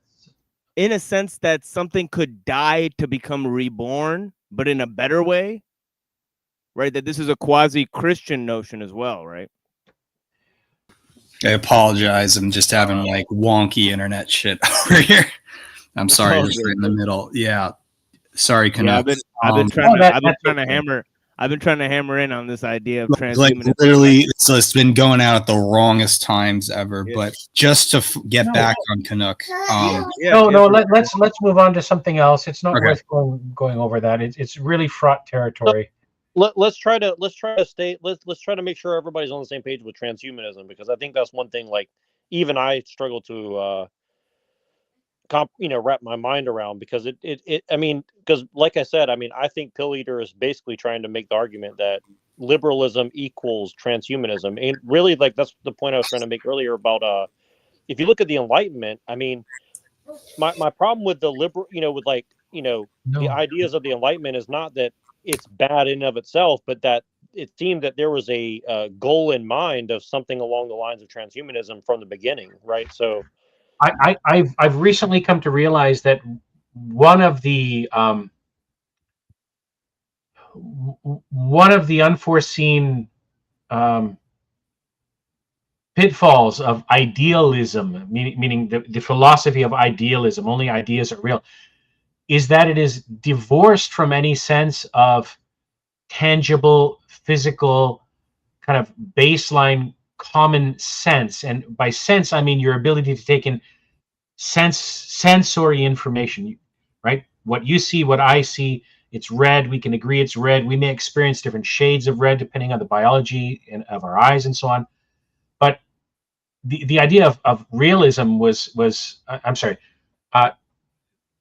Descartes and many of the others who followed in the territory he opened up kind of threw any sense or measure of objective reality out the window by diving full force into idealism. And Thomas Reid, a Scottish philosopher, was a proponent of something that's now called the Scottish common sense realism. And I don't see either idealism or any form of realism functioning meaningfully without having a little bit of the other within it. And it seems to me that monopoly of direction in any of these branches of inquiry is doing much more harm than good. And I see a lot of people taking full force to take just kind of one side or one side. Well, that's kind of where I think Pill Eater was coming from in terms of this monopoly of German idealism. That it does have a monopoly in terms of, and it does divorce you from ideas about the body and the physical world, in a sense that it opens you up to all of these concepts in which, the body could be pure information and so could the mind, Well, it's an unhealthy expression of skepticism. I mean, just like faith without reason and reason without faith, right? There's a kind of a very, and I don't mean this in a pure Eastern mysticism sense, but there's a very kind of a Tao element in that, to know what you are, you also have to know a little bit of what you are definitely not, so long as you don't get trapped within a static framing of that isn't updated by further self-reflection. And I see these monopolies of thought, of power, of control, of imposed worldview as being the primary cause of a lot of this discord, and which is why so many people are being driven apart with endless subfractionations of tribalism. I kind of mentioned that when he was talking about, reclaiming words for what they mean. But that's another danger, because, there's tribalism on the one end, but then there's universalism, which is the residue of idealism on the other end, right? Yes, which is why to know whether or not a pursuit in either direction is healthy, I think, is to make sure that you understand that it needs a little bit like an anti-venom. It needs a little bit of what it's critiquing or rejecting in it nonetheless, if only to acknowledge that we have human faculties that cannot be bootstrapped beyond the cultural feedback mechanisms that operate on more than a single lifetime. Because as much as we are individuals and we exist in a society, I think the primary dividing point here is whether society exists for the sake of individuals or if individuals exist for the sake of society. And that seems to be a primary kind of fork in the road between left and right. I think there can be no contest even for classical liberalism that individuals exist for society, right? No. What I mean, I think the very notion of an individual was created by classical liberalism. Am I wrong about that? That I don't know, but I can't. To me, a pure expression of totalitarianism is you belong for the good of the state. That negates any inherent bodily autonomy or the autonomy of thought. Society, to me, notion that was created by essentially by Hobbes when he coined this notion of sovereignty, right? He said that the artificial man, which is the sort of collective power within one monarch, right? That this person was the sovereign, and the individuals would achieve this by becoming a collective and giving up their individual sovereignty to the state, right? So this is his essential idea, and this idea of an artificial man that we could all be collectivized into this external ideal, is basically the supercomputer hive mind. You know what I mean, right? Right. I don't understand anything you just said. Well. What I'm talking about is I'm talking about a collective being, which is the state, right? Right, like autocratic state. The notion of an autocratic state as being a mechanized thing that speaks for man, right, is the same thing as a technological state, right? Oh shit, Neurojack's gone thug again. I just tried to do the background because Cyber has a really good background. And I'm like, Bill Leader's gone full nerd. I got my background too because I used to do the backgrounds too, but now that I have this like old computer, like it's like the Wi-Fi actually works because of Cyber has, because the background game makes sense. So I hope Puyo or Dr. Robotic Mean Bean Machine. We're cool. We like video games here. We cross transhumanism here or liberalism. Nuerojack, with your permission, when Canuck and TML are done, I would like to ask TML about his view on technology. I'm done. It looks like I'm done. You're done, bro. You're toast. All right. Yeah, if you show your face, you have to have a background. Like this. Negative, sir. You have to have like a fun because it goes with the art direction. Nice try, FBI. I mean, Puyo might. I kind of like this, but I'm like, it might be pure data because I used to do the pure data, but whatever. Well, if I was on my computer, I would do the Gooey Duck background, but I'm not. Yeah, I wish I had that game today.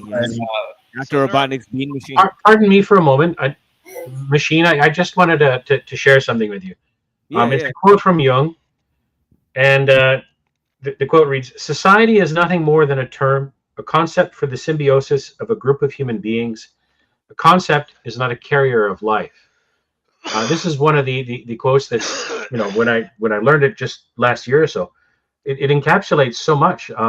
Society, and I think Pill Eater mentioned violence earlier, which I think is a fantastic inclusion, because we have to recognize that if we can't arrive at a point where we have a certain kind of reciprocal respect for each other's axioms, right, to go no further and to find some accord there. We can't reach that point. All that's really left is violence, whether it's the violence of one of us nailing our shoes to the other's feet or the violence of one of us preventing them from that happening.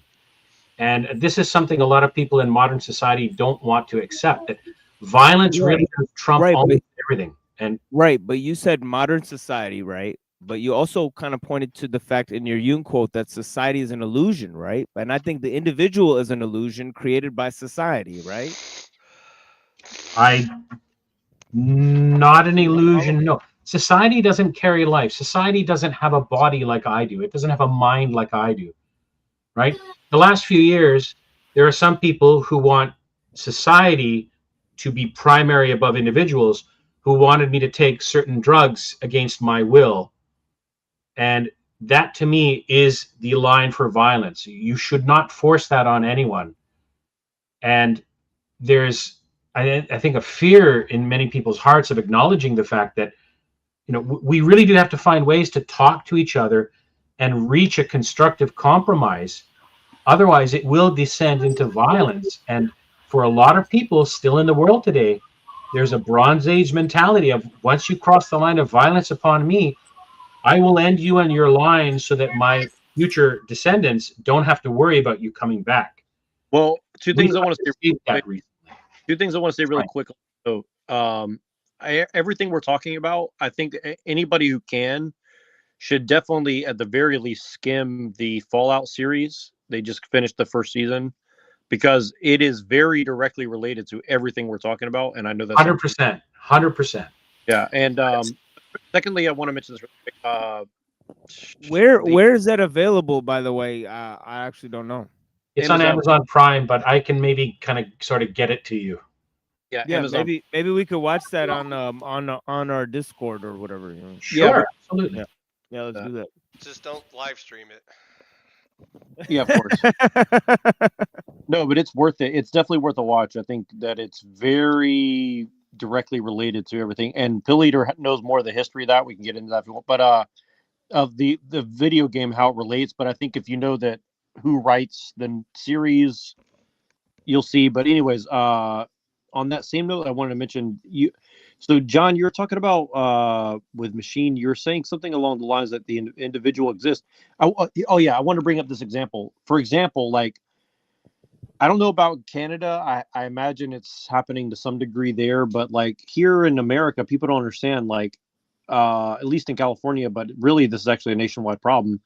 The homelessness issue, right? Like, there's always been homeless people in the United States of America, but people don't understand. Like, obviously, there's a big psychiatric or mental health, even though I don't like that term, and criminality aspect, and directly related to drug use, and probably something else. But there's this going on. So there's a major Supreme Court case coming up, and I just mentioned that because I think it relates kind of to this whole thing about the individual versus the society. Like, how can you make it illegal to be homeless?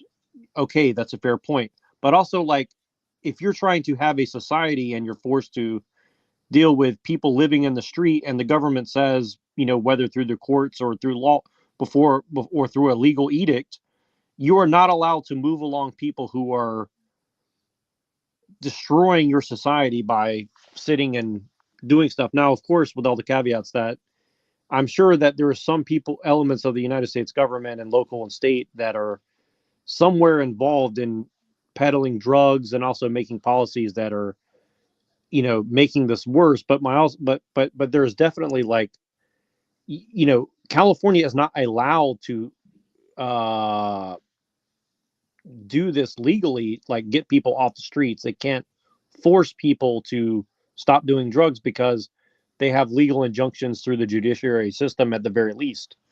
So I just mentioned all that to mention, like, where do you draw the line between the individual and the society that you're trying to sustain or conserve or grow or progress or whatever term you want to use? So just want to mention that. Well, you do that ideally, and I can't prescribe that for, there isn't a Band-Aid solution that will work everywhere, because everywhere isn't the same in terms of the people who live there, the drug use going on, the decay going on. But very generally, there are too many laws, and the laws that are on the books aren't being deployed. Not deployed isn't the right word. Aren't being applied with enough respect to the spirit of the law and the letter of the law. We obviously, a harmony or a balance of some sort needs to be honestly arrived at, and absent the state enforcing reasonable laws, right? Meaning, you can't do open drugs here. You can't defecate in the street. You can't do these. Yeah, sure, go. You can be homeless if you want to, but go be homeless somewhere else. If like, that attitude sounds really cold, but if we weren't giving hundreds of billions of dollars away to foreign lands to further the interests of a ruling elite, if that money were turned inward to improve the water in Flint, the absolutely abhorrent neglect of American military veterans, the unconstitutional and unusual and cruel punishment of the J6 protesters, many of them who were held in solid, like, average people aren't standing up for these principles anymore. So I do think, let me address what you said. I do think we should be able to force some people along, as long as there's an element of choice involved for them to accept rehabilitation, relocation, maybe modification of any criminal record they have, if they work with us to help them. However, you can't force that help on someone in the moral sense. They have to want it reached back out. Now, absent the state doing that, there is a time and a place for the men of a community to police the other men of a community without involving the police. And that's all I'll say. Yeah. So here's what I understand what you're trying to say, but I guess I didn't make it clear enough, but because you're kind of getting part of what I'm saying, but here's the other side. It's like, what I'm trying to get at, and this is to bring Pill Eater and Machine and Ni-Fi and anyone who wants. I'm here. But what I'm trying to get at is this. Patiently. So really what I'm trying to get at is like the liberal quote unquote ideas that you're talking about, consent of the governed and all, because like, I don't think that it should be illegal to be homeless, but at the same time, like, it's not conducive to society that people are out there able to do it. And, you're saying, well, we shouldn't be able to compel people to comply, but at the same time, it's like, okay, here's my 2 cents on the homeless problem. Homeless was an option back in the day when there was unclaimed land. We're beyond that point now. So all land has been claimed, either privately or by the government. And the problem with government land is that's not magic land that will naturally take care of any homeless person. That's still land that you, the taxpayer, are paying for. So you are essentially a shareholder of that land. And so hopefully you have a say in whether or not homeless people just get to hang out on your tax-funded land or not. Well, here's what I'm here, and I understand what you're saying, but here's the kind of nuanced thing I'm trying to get injected into the conversation really quick. So what I'm trying to get at is that the laws are on the books that are quote unquote the will of the people, not to allow vagrancy that is harmful to society. However, those laws cannot be enforced because another part of the government is using judiciary interpretation of the law to say, well, it's cruel and unusual punishment. And again, like, I think that there is a middle line, but my point is, by what dude, standard? You've been in California too long. You're drinking the Kool-Aid. No, that's the legal. You're case almost making excuses for the government, like enforcing squatters and shit. I'm saying what is. I'm not saying what should. I'm saying this is what is. Right. That's what I'm saying. What's the debate? Obviously, they're fucking retarded, and they need to be put out of office ASAP. My point is that everything is falling within the liberal framework that we're all kind of. There's your problem. You need more right wing. I would like to say 2 points about homeless people. One, just going on Phi's term, yes, there was a homeless vagabond lifestyle for a privileged bohemian few, but probably when we talk about homeless, we're really talking about mentally retarded people in the street or on drugs and just whatever. And that's, of course, congested in San Francisco. Now, going upon that, what's really interesting is that San Francisco makes it fashionable for all these mentally retarded people to congregate in their city because of this liberal ideal that you can be in San Francisco and be free, even if you're a crack addict or meth addict. It doesn't matter. And you can break all the car windows you want. There's a broad range of homeless people, so that would be a long discussion. The other homeless, which is fashionable among the white upper middle class, would probably be the anarchist crust punk lifestyle, which they come from money. And basically they start train hopping or being homeless as a nomad just because they have romantic ideals in their head. Now, going back on Canuck's statement about liberalism and transhumanism, it's very interesting that this vagabond romance was happening within European Germanic people like the Wandervogel or something like that. So you really, I mean, aside from probably Japan or China doing this or parts of India, it seems to be there's this romantic image on what is homeless compared to I'm homeless. I don't have anything. I'm retarded.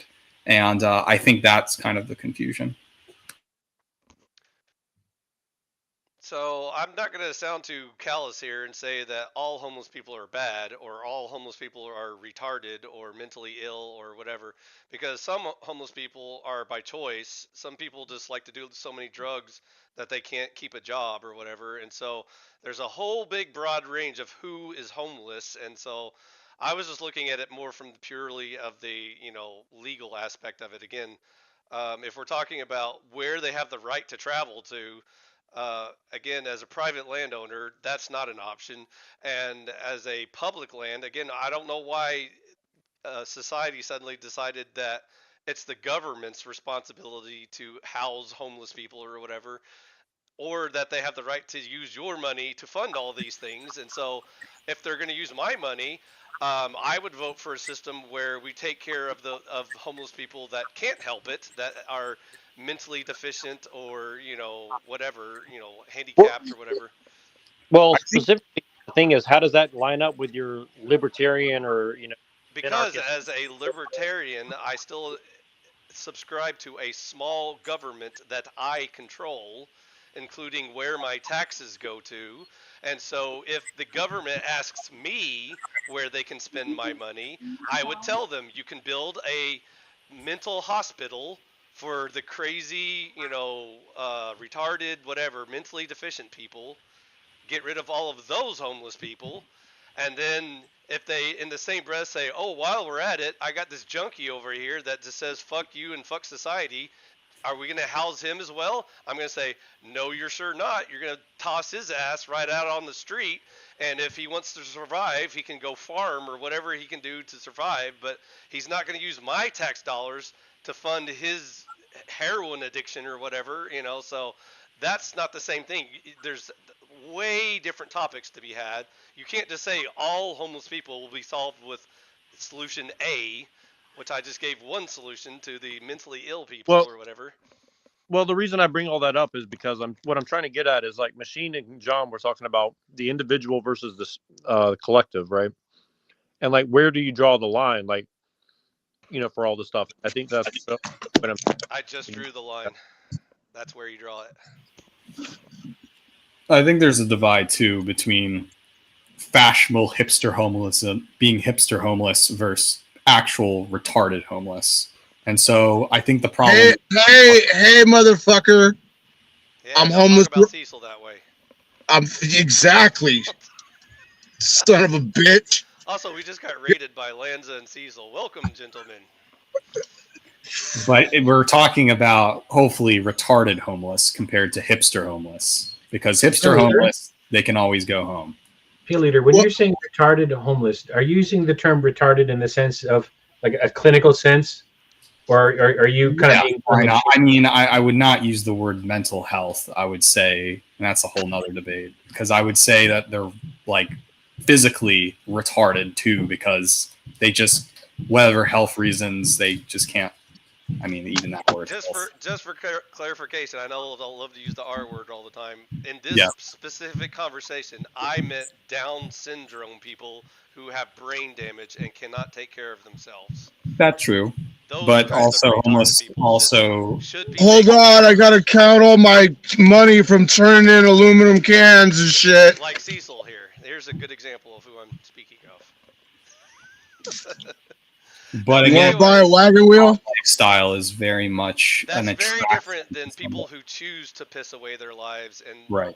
But there's also people who choose to be vagabonds and get with the homeless, and they think they're above them all. They're kind of like liberal homeless people.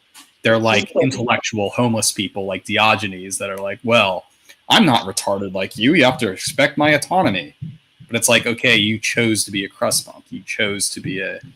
I also included not just retarded people, but actually handicapped people that don't have any arms or legs or blind or deaf or whatever, and they can barely function in society. it's true that liberals have a tendency to vilify homeless people and think that they're like if you're a homeless to a liberal, you might as well be black. Like just you have to bow down and worship because they're so oppressed. They're so oppressed. Choose to be homeless as a fashionable statement, like the punk subculture. Well, then just vote for Biden and he'll forgive all your debts. Right. Problem solved. Why don't we for example, the drug zombies lingering in Philadelphia?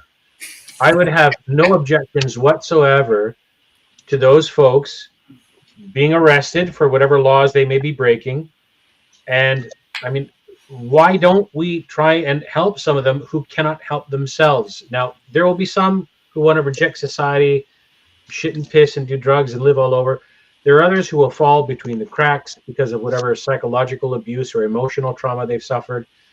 But there are some among them, and in my own neighborhood here in Canada, I've seen some of the same folks out on the street who are crippled with mental health issues, with probably horrific abuse at home, and minds completely addled and probably physically changed because of decades of drug use, who are literally incapable of helping themselves. And it would be better for everyone involved if we could get them out of our centers of commerce, away from schools, away from areas where you want to incentivize economic activity and people coming out and participating in the community. But if you have certain folks who are just taking to the streets and living as if nothing matters, and our authorities are happy to let that happen because they need someone to point to keep everyone else in line. You see, that could happen to you if you don't play the game. We've got to stop sending money outside of our own civilization, right? The airplane mask, the oxygen mask, we got to put it on ourselves first. But of course, I'm speaking as a middle-class person who is not an elite above the cloud line. I don't have the same incentives they do. So the homeless problem. Saying we should stop sending money to proxy wars with Russia and to create Zion and stuff like that? Like, what are you trying to say? Well, why wouldn't anyone hold that point of view if they had a working brain? Of course. I agree. Also, liberals have a tendency to spend a lot of money on enabling homelessness. Correct. And that's part of the reason why a lot of those people worship that lifestyle and choose that lifestyle. Like it used to be, right? Well, it used to be if you were getting an unemployment check and you showed up at the unemployment office, somebody would sit there and heckle you and be like, "Okay, you don't have a job yet? Show me how many job applications you turned in this week." They don't do any of that anymore. It's you can get your backpack over here, your shower over here, free this, free that. You're homeless. Oh, okay. You don't even have to be a citizen anymore. You can just come here illegally and get all that shit. That's correct. Yay, socialism. It solved all poverty. I would say that's a type of, going back to Canuck is saying, it's a liberal ideal of allowing this and celebrating. Isn't this great? You can come into this country and do all these things for free. That's how great liberalism is. And America uses this as kind of like a weird Christian altruism of sorts. So maybe it's just me, but when I hear the word liberalism, I think of classical liberalism, the meaning of liberalism. This monarch rules over me. No, I reject that. The governed that's consent of the governed to me. I don't see any of those fundamental principles being involved with allowing a country to be overrun with outsiders when that overrun is actually part of a strategy by a ruling elite class to completely immiserate the population, to prepare the battle space for the security and safety of a fatherly, strict state, which is what I see happening. Dude, liberalism used to be like back in the day, like 20, 25 years ago. The liberals were the diplomats that wanted to talk everything out, and the Republicans were like the soldiers or the violent people that wanted to do everything with a gun. Now they all love war. Yeah. No debate. Everybody loves war. War never changes. I'm starting to hear that word uniparty used more and more in political satire. Does it matter if you vote Republican or Democrat, Cecil? Probably not. Will your taxes go down? Will the endless wars stop? Nope. Will we finally cure homelessness? I think the right wingers might produce more jobs, maybe. No, that's another myth. They produce the same amount as Democrats. You're thinking of old school Republicans back when there was like a right wing. Right. They're dead now. Now it's just the center left wing versus the extreme left wing, and that's the only people you can vote for. So, Lanza, do you have anything to share? Since the host is gone, I guess I'll host while he's gone. Yeah, I've seen a huge increase in handicap bathrooms since Joe Biden has been president. That's really all I've noticed. So should we keep voting for Weekend at Bernie's, or what do you think? I think we should kill the bastard. How can you kill what's already dead? You can't kill a corpse. Dude, I saw this video of him the other day, and he actually had to be like backed off of a child by like Secret Service. No shit. Yeah, like there was like he was like on a stage or something somewhere, And he was like, and like grabbing them and stuff, and they were like, hands off. well, no, get he an didn't adult. get that far. He didn't get that far. The freaking, but the Secret Service now know what the signs are. Right, He when was like, starts sniffing, and he's like, oh yeah, there he goes. you know, they're like, Joe's homing in on her. Yeah, he's got the scent. You know, like, Yay. Can't have more than 6 people on. What the fuck? Is that free StreamYard? One of the limitations. Okay, our host is still with us in spirit, but he can't be on the panel while 6 of us are here. And Canuck left, so come by. I got up there, big host. Machine, do you want to do the technology thing yet, or what? I want to get it out of the way just so we don't have to keep waiting to get to it. Maybe I should change my background, but I'm not so sure. I mean, that's gonna take like an hour and a half. I mean, we should just do that. I don't know. I could probably knock it out in 10 minutes. Yeah, I don't think you can. Okay, so shout out to all my Amish homies. Anything negative I say about you guys is in love.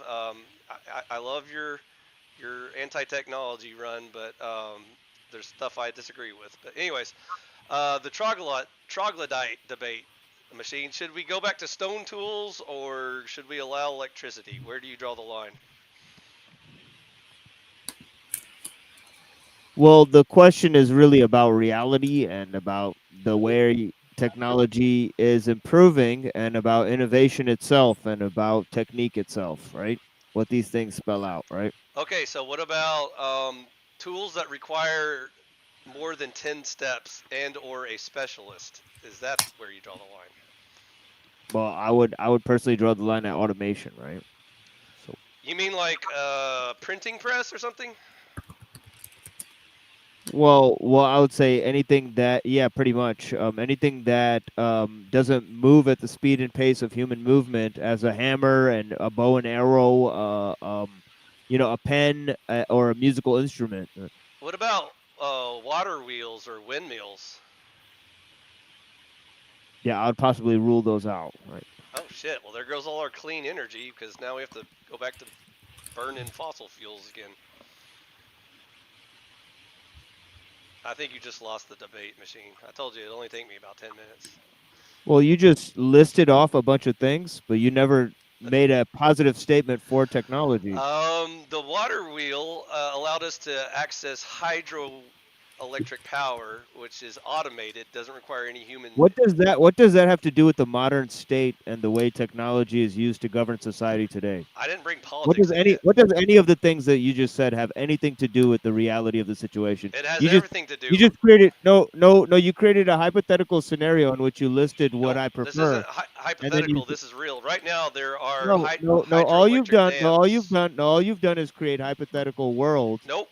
and then ruled it very out. real. There's a very real dam very very close to me that's using water power to power my house and the computer Who we're cares? talking Who on. cares? Why should anybody allow the full scale of technological society today?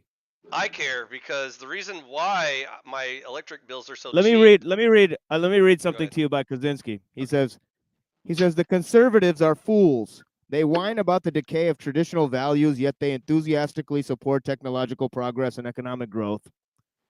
Apparently, it never occurs to them that you can't make rapid, drastic changes in technology and the economy of a society without causing rapid changes in all other aspects of the society as well. And such rapid changes inevitably break down traditional values. I agree with most of that, and so I So, definitely why are you a conservative? because there is a reasonably slow pace in which we you just can lost a integrate debate. technology. You just lost a debate. Because I believe there is a reasonably slower pace that we can properly Yeah, but you integrate just lost a technology. debate. I'm sorry. No, I I'm didn't. sorry. You just lost a debate. No, I didn't. I agreed that. Well, I anybody can agreed with the declare themselves a sentiment. winner. I agreed with the sentiment that rapid adoption of technology that you don't understand or control can lead to negative outcomes. I agree. That's why you No, it's led slowly to the and complete. It's led purposefully to and no. Hold on, It's thoughtfully led to the integrate them. complete. It's led to the complete and utter breakdown of traditional values. I didn't Therefore, agree with that part. I said I agree with the most of it. impossibility. It doesn't matter if you agree or disagree. This is a Yeah, it does. debate, so you have to make a point in the opposite Okay, direction. I disagree that Okay? the printing press do you not know how to completely debate, destroyed human civilization. a debate isn't just stating your beliefs, buddy. Like I don't know what part of that you I don't understand. disagree that the printing press completely destroyed human civilization. I disagree with that statement. I never a statement I've never made. What a That was surprise! rapid adoption of a technology they didn't understand or properly handled at that time. I'd like to add in that the printing press or the creation of a typewriter has been around since 1870. Yeah, but that still requires manual entering. But for about almost a century, with a typewriter, we've been able to accelerate creating novels or uses of using the English language to put in paper inside a physical book. And that's not a lot of time compared to the Gutenberg press, because once everybody was given a typewriter, now that we have a computer in the last 20, 30 years, it's kind of accelerating the clone copies of what the medium could be done on a QWERTY keyboard typing. And so kind of going back on the printing press, we are seeing this incredible accelerating rate where things are becoming cliche and not original or innovative anymore, because everything has already been done through automation, and artificial intelligence seems to be cloning the process of what is to be done and creating that post-scarcity in a weird way that's also making people more stupider. And so we have to innovate the way we write and create novels or create art, because it's only been about a century of what we could do with the medium of it. And that goes back to the Gutenberg press. And maybe it's time that we are doing things in the digital realm and we're not considering it. More stupider is a line directly out of Idiocracy, the movie. Right. So yeah. I have a question though. If I wipe my ass with my sock, is that more technologically advanced or less technologically advanced than using toilet paper? It's probably less, because the sock's meant for your foot. Yeah. Well, what if it's like my dirty sock that's already got my sweat in it, and then I'm just gonna throw it right in the freaking dirty clothes? It might feel better, but you're not helping technology along very well. It's just it seems more African over the paper and killing of trees. Now, Cecil, if you wash that sock and reuse it, you might have a point. That might be more advanced. You're making a point of Malthusianism where, okay, they're forcing you to use the sock because they're trying to make you eat the bugs, stay in the pods. We ran out of toilet paper, but we're going to make it fashionable for you to use the sock because we don't have the resources. Toilet paper kills trees and is way less effective than the sock. That's the Malthusian point of view and how the elites are going to tell you and brainwash you. Cecil, bullshit. What if I proposed technology to you where a toilet can spray your ass and clean it without cutting But, down any trees. but what's going to eventually happen? Faggot, and I ain't doing that. Nobody's What they're shooting going to nothing do up is my they're ass, going to stop. dude. You're freaking But They're you going to wouldn't stop cut down any trees. and Which one do you flurry want? Trees burgers. or technology? Which one do you want, Cecil? I do not want anything shooting up my ass, dude. That's for sure. I'm not doing that, Well, bro. then use your sock and wash it every Yes, time I you will. use it. Yes, I will. Don't forget hygiene. It's very important. Especially if I'm drunk and can't find, there's no toilet paper. I have to go home with only one sock.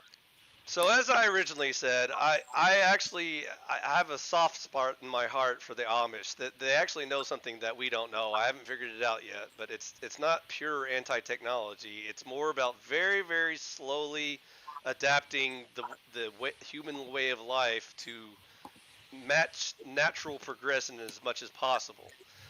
They're actually a bit hypocritical because they already embrace technology, including, like horse tools and buggies and all kinds of shit like that, which Stone Age people don't use. So they already lost that debate. If you're gonna be anti-technology, you have to be consistent in your argument Well, that's from an extremist point of view, though.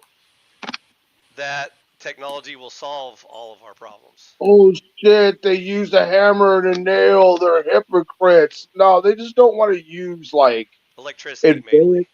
Yeah, which is arguable that it's gonna suck people in. Like they can like smell the evil of electrical technology. That's They're the like, part I nah. disagree with. I don't think there's demons in electricity, but maybe there are, and I haven't discovered them yet.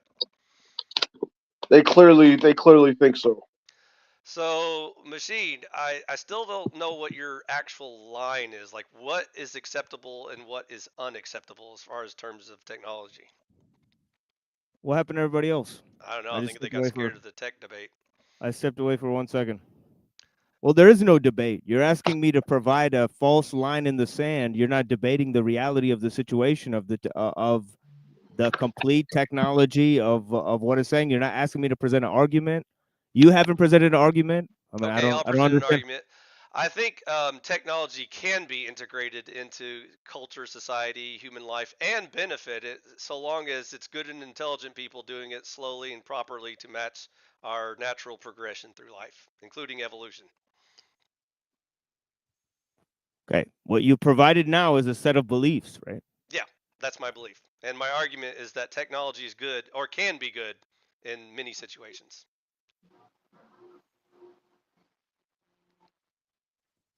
Okay. I think there are bad situations, by the way. I already agreed with you.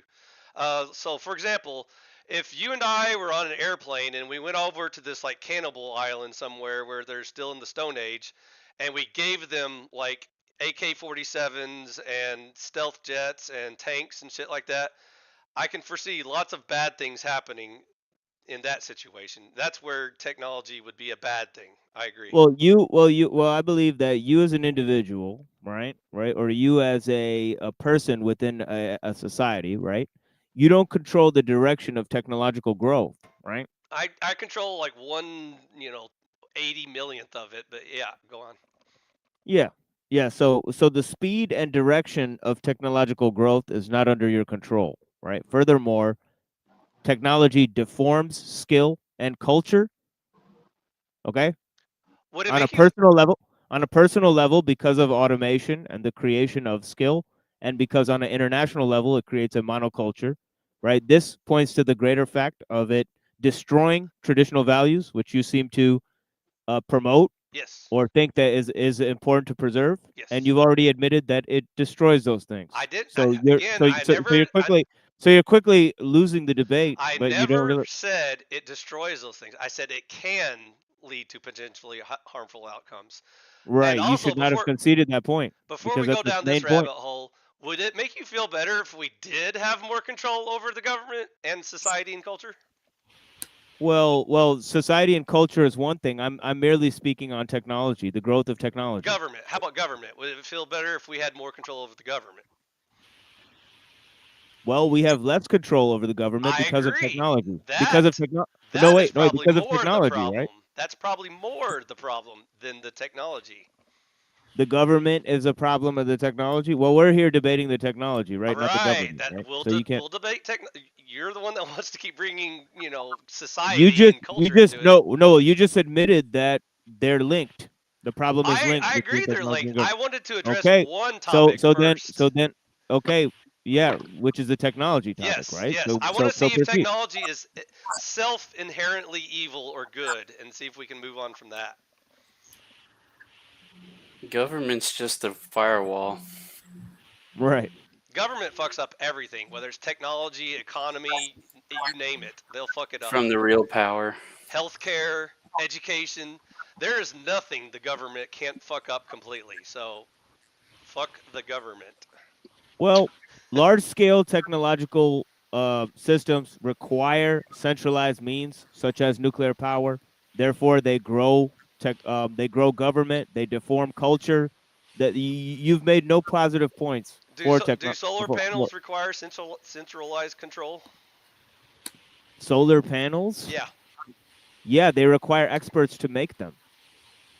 And those experts have to be verified by a system of means and ends. So even people as backwards as like the Chinese are able to make solar panels despite their backwards as the Chinese. Yeah, I don't know what you're talking about. Yeah, dude, they have so little education and innovation and creativity. It's scary.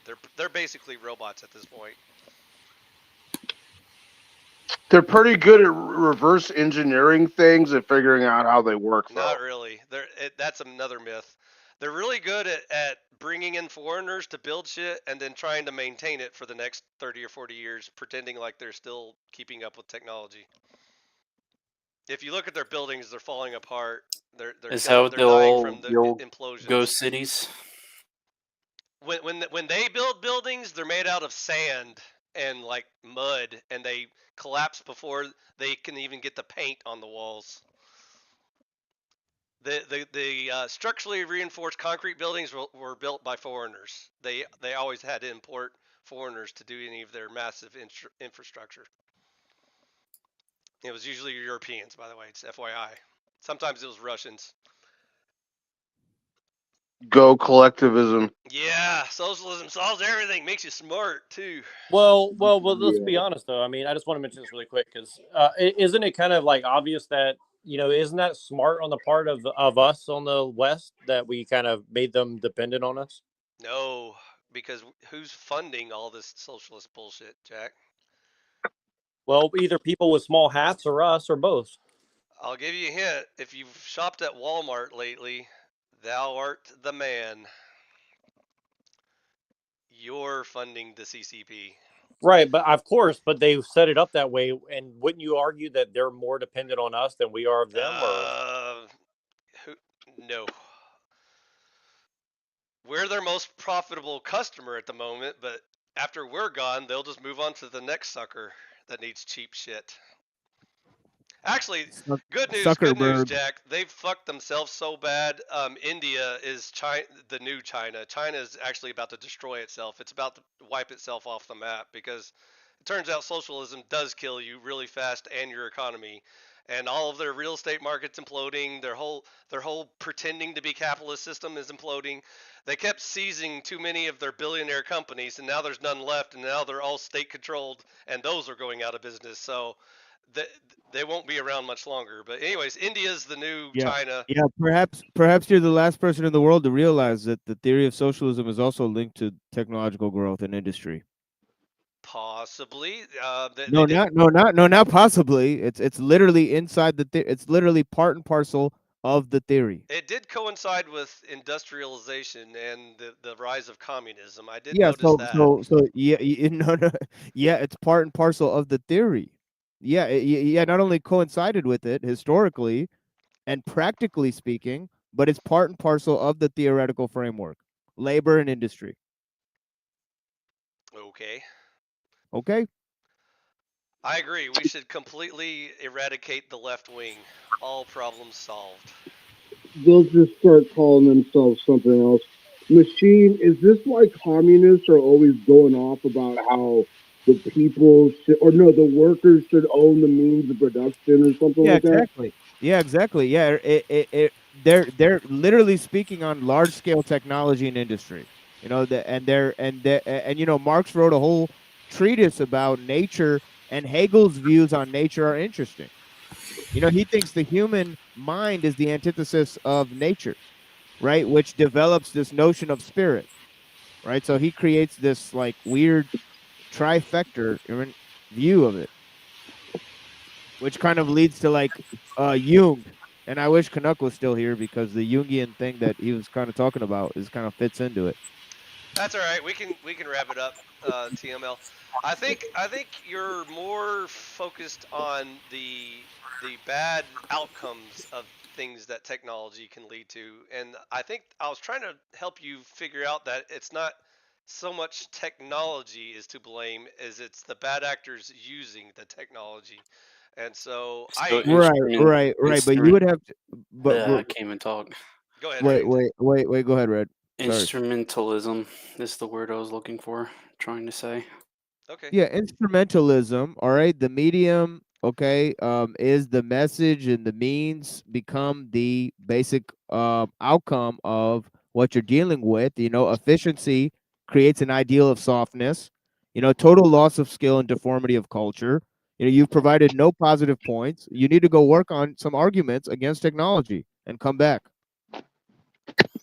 I award you no points, and may God have mercy on your soul.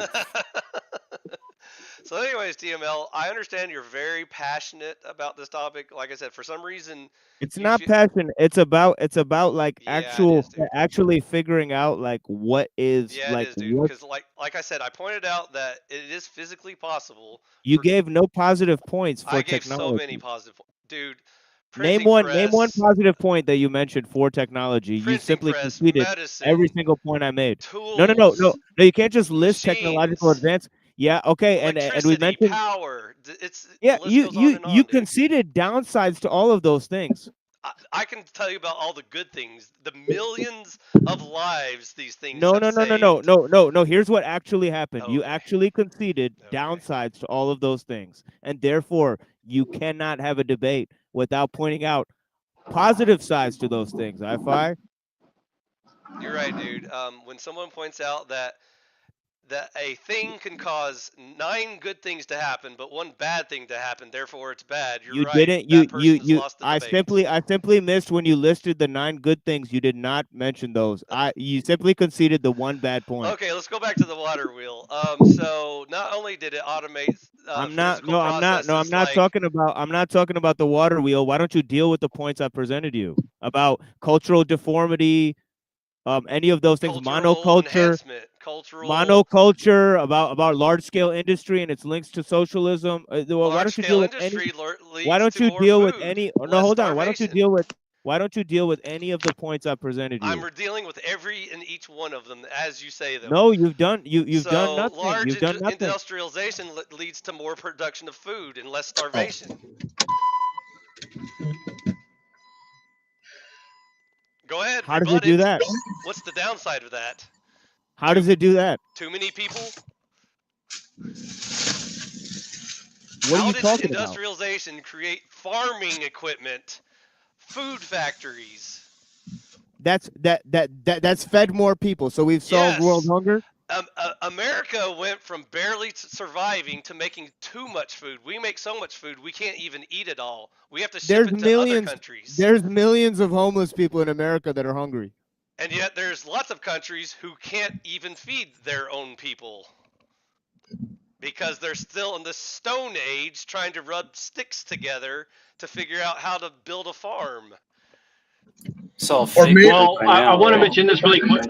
I want to mention this really quick. I think really the question is by what metric do you decide if something is good or bad, regardless if you call it good no or no bad. no By no. what It's metric are you just measuring? oh here hold on. I just want to address what he just said. You know you know international trade has created food deserts within urban areas. You know this is a cause of mass starvation within the inner cities. So you know technological change has not provided solutions to hunger. But yeah, I'm sorry, Neuro, and I think he fell out, but he'll come back and make his point. I don't know what he's saying.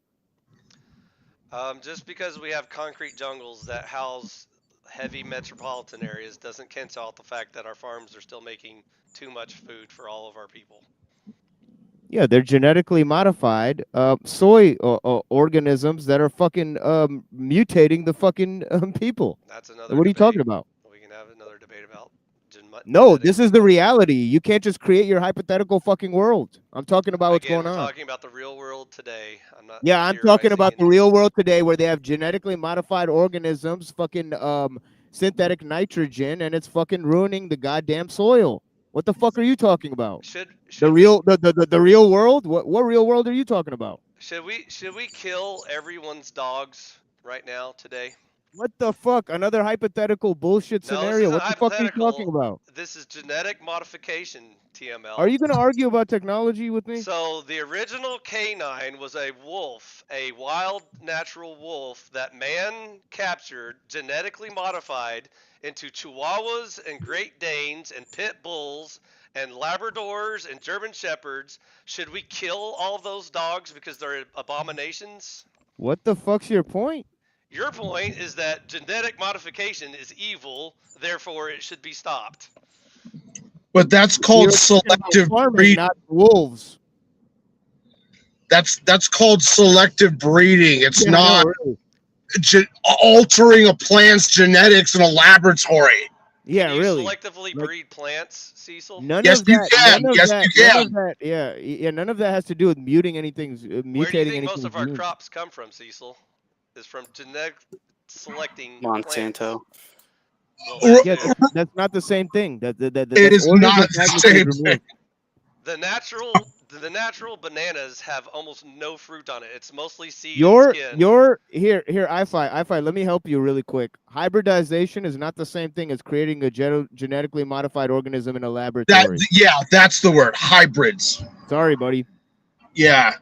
Okay, so when they're not even the same thing. See, in a laboratory, no. But hold on. DNA. Let me tell you something. And then let Neuro say what he was gonna say.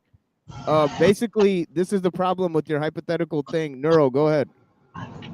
Everything's hypothetical. You know, we're talking about live stuff right now.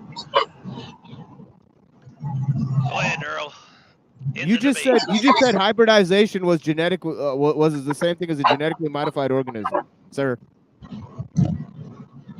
So you're not even talking about the thing on the two scales. What the scenario you presented was a fantastical rendition of what I was saying. It was a purely hypothetical scenario.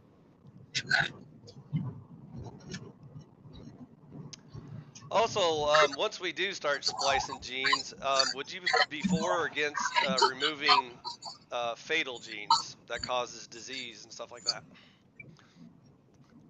Well, if you pay attention to what I said earlier, I already answered your question, right? Yeah, you did. You said whenever man does things evil, only nature gets to decide what nature does. By the way, are humans I never said. Hold on. I never said that. So you can rewind the tape and deal with the actual points. Okay, when genetic engineering occurs, it's because man interferes with genetics of either plants or animals. Is man part of nature?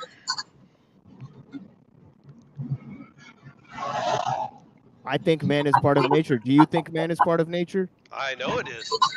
So would you prefer unintelligent nature or intelligent nature to make the decisions on the outcome of our plants and animals? Well, I don't believe there's a such thing as unintelligent nature, my friend. You've never met a plant or an insect or an animal? Plants are intelligent. Really? Yeah. Yeah. Okay. Yeah, are you that dense that you do not realize that plants I accept the definition of sentience, but that's not intelligence. But okay, let's go there. It is respond to music and shit. Plants respond to music. They scream if you freaking.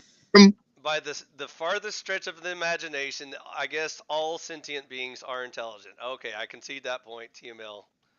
This okay, see, this is the problem, I-Fi. You keep conceding points. I only conceded one so far. For the record, no, you conceded several. I conceded. Dude, you conceded several points, dude. Let's not play games here. You conceded like 3 or 4 points. No. I'm sick of it. But as far as should human beings be allowed to play God and create, like, I don't know, spider goats or whatever? Sure. No. humanity better. No. Should man be able to create Okay, hold on. On that note, by what measure do you judge if something is making humanity better or worse? By what measure? Right.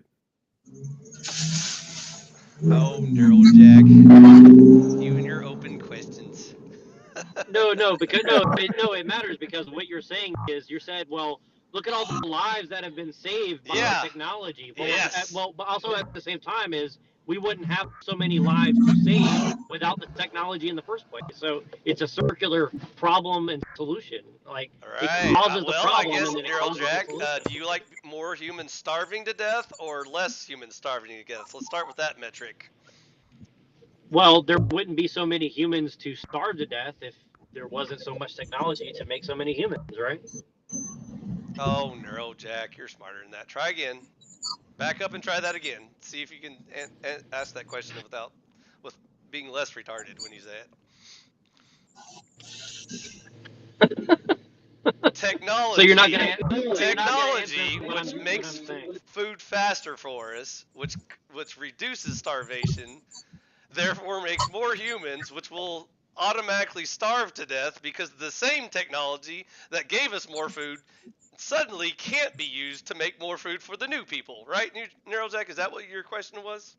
Well, look, I can make it so many different ways if you want to make it so many different ways. Do the less you're retarded all version. about you're all about the freedom, right? But then the technology is, obviously leading to less freedom over time in the sense that you're interested in freedom for humanity, right? So we have more humans that are not free, and it's because the technology is being used by the people that are controlling people to get people I'm more dependent on interested the in the technology. moral freedom, not just freedom by itself. You missed my earlier rant about capitalism isn't the Here, hold on, real quick. Yeah, what's up? Neuro, your mic is a little bit malfunctioning. Yeah, it's like but going I'm trying to let you know that. every once in a while Yeah. when you talk.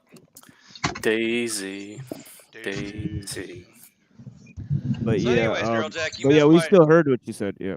you missed my earlier rant where I clearly explained that certain concepts like capitalism is not the silver bullet that will solve all humanity's problems. There are priorities such as Wait till he comes back in, homie. I think he can still hear us. He jumps out of the panel every once in a while, but I think he's like I'm in the pretty back or sure. something. Yeah. There's no telling, I think. If he doesn't, he Yeah, can there's no rewatch the telling, yeah. stream. So, anyways, there is no one magic holy saint button that will solve all of humanity's problems, including economy, including technology, or other topics that people like to demonize. So, the priority is a Right, but that's your belief. morally founded system that directs all of these subcategories. More of your belief. Like government, economy, Yeah, and your belief. technology. Right, your opinion. Yep, that's my opinion. Yep, that's your opinion. Is it still the conservatarian thing or what? Yeah, pretty much. It's just a bunch of platitudes with no defense behind them. It was conservatarian all along, bro. Right. And I already told you, and you already conceded that technology is destroying traditions. False. Now it's false? You already conceded it. One of humans' traditions is Christianity, and thanks to technology, not only did we have the printing press get more Bibles to more people much quicker, now they have the internet and can download the Bible in the convenience of their homes without having to go to a library. Yes, but mass education is actually a double-edged sword, and that same technology could be used to massively make people stupid. Well, it's caused them to engage in all sorts of unchristian values. I would say Christianity makes you stupid as well, but that's just me. Reddington, don't get on my list, bro. Circular reasoning and all that. I kind of like you sometimes, so just don't go there. Yeah, I don't know how you can argue that technology is not destroying human traditions when it's created a monoculture based on secular humanism. It's quite a moronic statement. Do combines destroy the human tradition of farming? How do you explain the mass deconversion of Christians? into Oh, I atheism can explain a lot of things, and scientism. little of which has to do with technology. Most of it's cultural, All of government, that society. has to do with anti-religious propaganda thanks to technology. You're right, Cal. Hey, the sword cuts both ways. The same technology that brings you the word of God can also bring you the word of the devil. So it's up That's for what I you. just said. You're missing the picture. You're missing the picture. The church no longer controls society. Are you that stupid to not realize that? Past the 1600s, it stopped happening right when technology started growing. Speaking So of you have no idea what you're talking about, Speaking of apparently. the church control, I did notice a funny little coincidence that right around the time of the printing press, that Protestantism blew up simply because the church, aka the Catholic Church, had full control of the public religion because they were the only ones that had the books that So were do you written in think? Latin So for do some you reason. think that? So do you think that religious schism led to the proliferation of religious faith, or Oh the? yes, definitely. No doubt, no debate It's there. clear. It's clear. It's clear that it's gone in the opposite direction. It's Without like that a technology, we mutating would all virus, still probably still a be in virus. Catholic churches going through our Latin masses. Isn't technology great? I think that there's no more such thing as Christianity because of all the schisms. The best hope you have is some sort of ecumenical thing, which is never going to happen. Oh, you don't want the Chrislam thing and all that? Yeah, I'm gonna have to take a hard pass on that one. Yep. It's a mutating virus. It's still a virus. I mean, what can you say? Well. I mean, I mean, it's hard to say that liberation theology and Orthodox Christianity even have a shred of similarity between them. They're kind of like a totally different thing. But it's within Christianity, and this ties into how Christianity can self-style itself as universalism and secularism, but that doesn't mean that technology has helped proliferate Christian tradition. It's actually constituted an total loss of Christian traditions. I don't think taking away technology will bring everyone back to Christ. TML, just FYI. I don't care if you do. Okay. You And haven't I proved don't you haven't really. proved that it's helped Sorry. spread Christianity. We'll But just yeah, what are you saying, agree to Reddington? disagree then. No, but And I you don't can think argue. the spread of Christianity is really a positive thing overall, anyway. Well, Because that's just if you, you just Reddington. keep telling people they're going to go to hell, it's not really Hey, a good thing. Reddington, what's better than Christianity? Freedom. Dude, you just took the words right out of my mouth. Freedom, The freedom How to about liberty, freedom? libertarian. the freedom to do what, Reddington? What Christians? The Get the fuck freedom to out of be here. libertarian. No, Freedom I'm to sorry, do Reddington. whatever the fuck I want and not have some old Bible thumping old man telling me that I'm going to go to hell if I don't do what it says in his little book. Right on, bro. Let's start killing and stealing and lying and shit, man. Fuck those Well, Christian well, assholes. no, human nature causes me to not Straw want to do man. that. No, Reddington. What freedoms do Christians not have that you have? Critical thinking. Oh, burn. You got me there, bro. It's circular logic, dude. I mean, I don't know how you went back to it. You said you were agnostic or whatever at some point. Sure. Don't we all go through our doubting phase? Maybe you're in your agnostic phase, Reddington. I'll hang with you, bro. It's you could say it's a terminal phase, I suppose. Have you moved out of your parents' basement yet, or are you still in that phase? Well, no, you can still be a good person and still be a free person and follow the 10 Commandments and all that shit and not be a Christian. Hold on, guys. I'll be right back. All right, later. I'm like 600 plus miles away from my parents, so that Okay. doesn't mean Do anything. you have a job and pay your taxes and stuff? Yep. Okay, cool. So you've been introduced to life. How did you solve the ethics versus morality problem? Define ethics. Ethics is the subjective belief that humans have that they can guesstimate what nice and bad means depending on who's in the room, what mood they're in, and whether or not they have brain cells active. Morality is the objective definition of good and evil as dictated by God. And how do you know it's God that gets to dictate that? That's the $1,000,000 question. Some smart and intelligent people have used all their deductive reasoning to use all the evidence we have throughout human history to arrive at the conclusion that there probably is a God. It's most likely the Christian God, and that the only path to knowing Him and being with Him is Christianity. In your opinion? In my opinion, in my humble opinion, Cecil. That's kind of like appeal to authority Of course, plus I'm appealing to appeal authority. I'm to directly appealing to the popular. all-powerful God, the all-knowing, So all-powerful you're all appeal to God. your all powerful God. Yeah, correct. Again, in my humble opinion.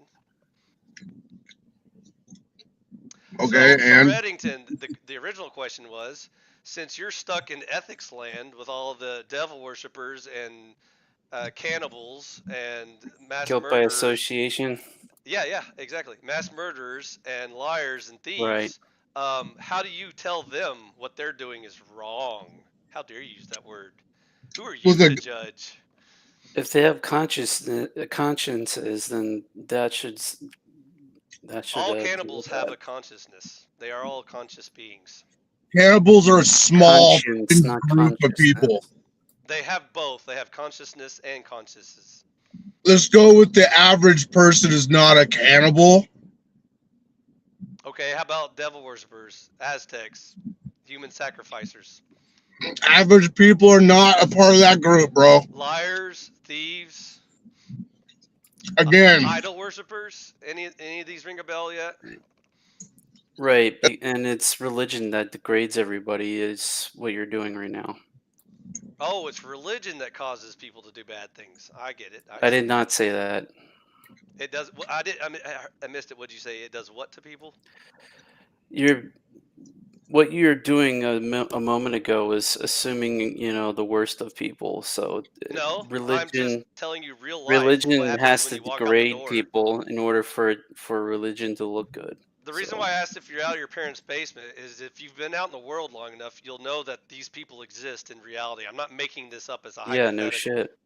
Okay. most of them are behind bars in a prison where they belong. Who are you to judge those people to be behind bars, Cecil? I'm not judging them. I'm stating a fact. Oh, well, then you should go free them then because they're being wrongfully imprisoned. I didn't say that. I'm saying they're rightfully being imprisoned. Who are you to judge, Cecil? So if it's not religion, then it's like some kind of moral nihilism where Where do you think government gets most of their morality from, Reddington? Governments don't have any morality. I'll give you a hint. If you live in a Western country, there's a 99% chance it was plagiarized from Christianity. Governments have a monopoly on force. That's it.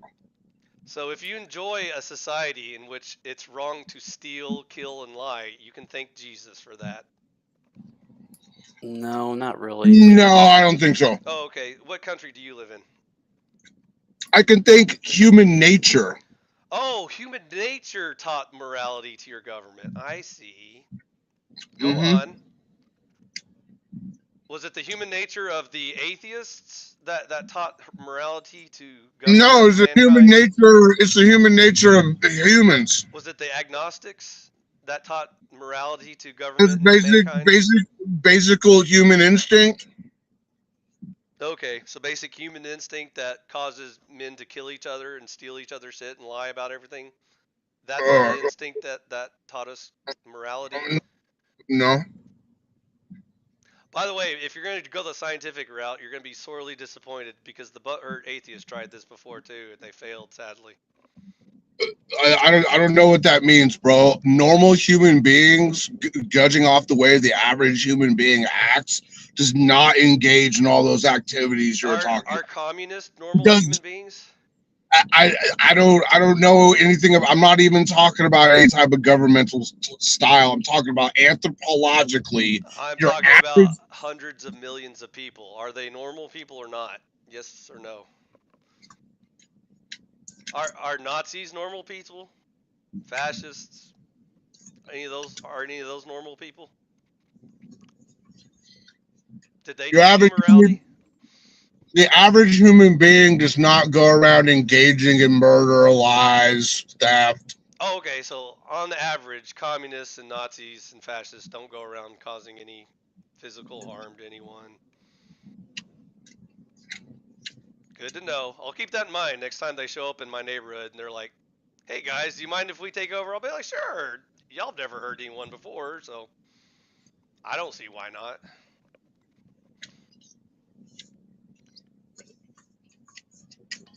You don't need Jesus or a fucking religion to understand that it's wrong to kill somebody else. Well, God did kind of cheat in the instincts for us. By the way, No, not really. That's your version of the fucking story, by the way, dude. there is a modicum of substance to your view that there's an instinctual level of morality, which some theists argue that God pre-programmed us with a basic understanding of morality just so we wouldn't automatically resist it, though it doesn't like bias us one way or the other. The free will still allows complete choice, but there is Well, such a let's see basic. Go here. ahead. Let's see here. I have a perception of reality. I perceive that I possess a body. When something painful happens to me, I don't like it. So therefore, if I were to do the exact same painful thing, by the way, none of this has shit to do with God. This is basic logical understanding. So if I don't like it when something painful happens to me, I understand that when I do that thing to somebody else, they probably don't like it either and are gonna want to fucking cave my head in when I do that. So I'm just not gonna do that. Does do Where's unto God now? others as they do unto you. Where's your God? Where's your God, bro? Does do unto others as they would do to you gonna solve all your moral problems? Yeah. Okay, so if masochists exist in the world, then sadomasochism is a thing. You keep on coming up with these extreme examples. There's nothing extreme about masochism. It's a significant element of human society. Most people would agree that it's a mental problem. Is it should we vote on it? Should we take a poll and see what the majority subscribes to? You keep on trying to say that like super bad shit about the majority of society. You keep saying normal as if the majority of humans can decide this. So if Like the average human being does not go around murdering people for no reason. Okay, so if we took a poll of the average viewpoint of all of the Nazis, would we get a moral system out of their voting? That's a group. That's not the average. Oh, it's only hundreds of millions of people. That doesn't count. So again, how many count as real people? That's a fucking group over there, fringe group. Who are you to judge them, Cecil? Why are you better than them?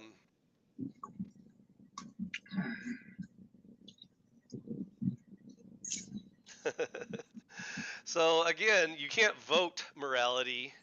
It doesn't matter if it's popular or not. I don't care if 100% of people agree that doing action X is a good thing, because if action X is murdering babies, it's wrong, even if 100% of the people agree that it's good. That's not how morality works. Okay, and that's my exact point. What I just said. No, your point is you can't ever escape ethics because it's your feelings versus my feelings that day. That's what determines nice or bad. What about when you're in a bad mood? Are you against stealing when you're hungry and you're starving to death and your neighbor has too much food? What's wrong with stealing then? See, I can justify anything. He's probably gonna try to beat my ass and tell me to go do whatever it is. Be a smart thief and steal while he's not looking. Dipshit. Don't you know how to steal? Evolve already, dude.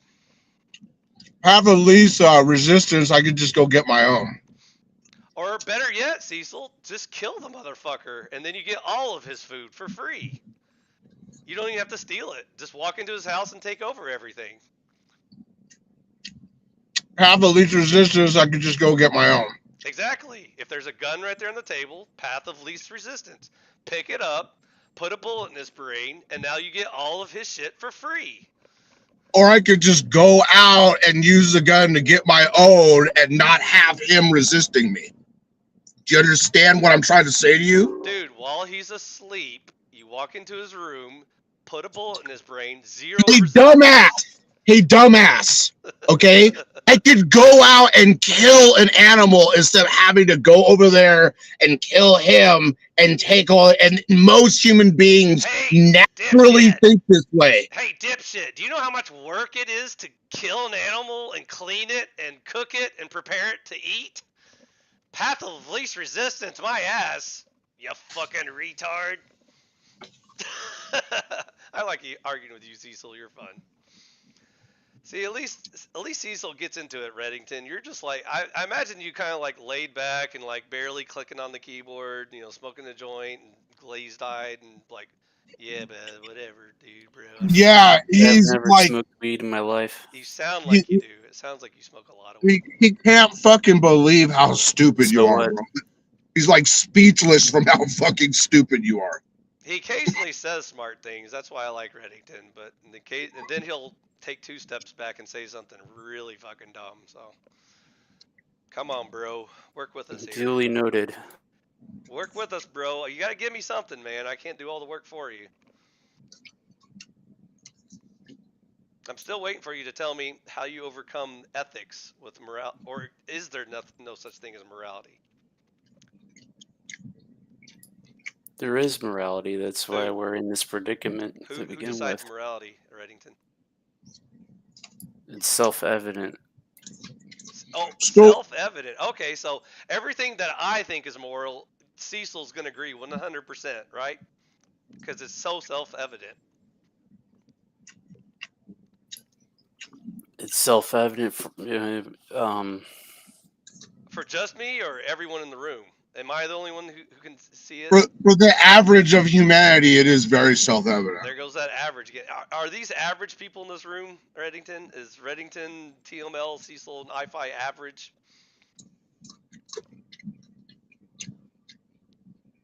So we all have the exact same morality system, right? The Christian, the Muslim, and 2 atheists. It doesn't have to be the exact same. There's got to be basic. If it's so self-evident, tenets. Reddington, what's the difference? Basic tenets should be self-evident. If it's so self-evident, Reddington, why can't all 4 of us agree? What's the difference? Disagreeing on hypotheticals and different situations isn't the same thing as disagreeing on basic principles. Different intelligence levels is basically the answer to your question. I agree with that. Look at the big brains on Cecil coming up with the right answers. See, Reddington, you gotta put a little more energy into your thoughts. It's like you're half asleep while you're just kind of mumbling out this stuff. You gotta feel the responses. Also, I am coveting your Q status. Is there a way I can sign up for that? You would have to ask the freak. I think I broke him in the last exchange, but I don't know. Maybe he wants more. We'll see. Oh, by the way, if anyone runs into him, tell him how to find my channel, because I'll be more than happy to really tell him what truth sounds like, because I just gave him like the barely introduction to stuff, and he was still sweating it, so I don't think he can hack it. Reddington, so one more time, should we vote on ethics? Is it scientific? Can scientists tell us what the mathematical answers to ethics is? Like, what is it? Ethics? How about you just stop using vague words like morals and ethics? We defined it earlier, Cecil. You have to listen in between chomping salad. Reddington, did I properly define ethics and morality about 10 minutes ago? In your opinion? You defined it, yeah. Okay. Did you disagree with any of those definitions?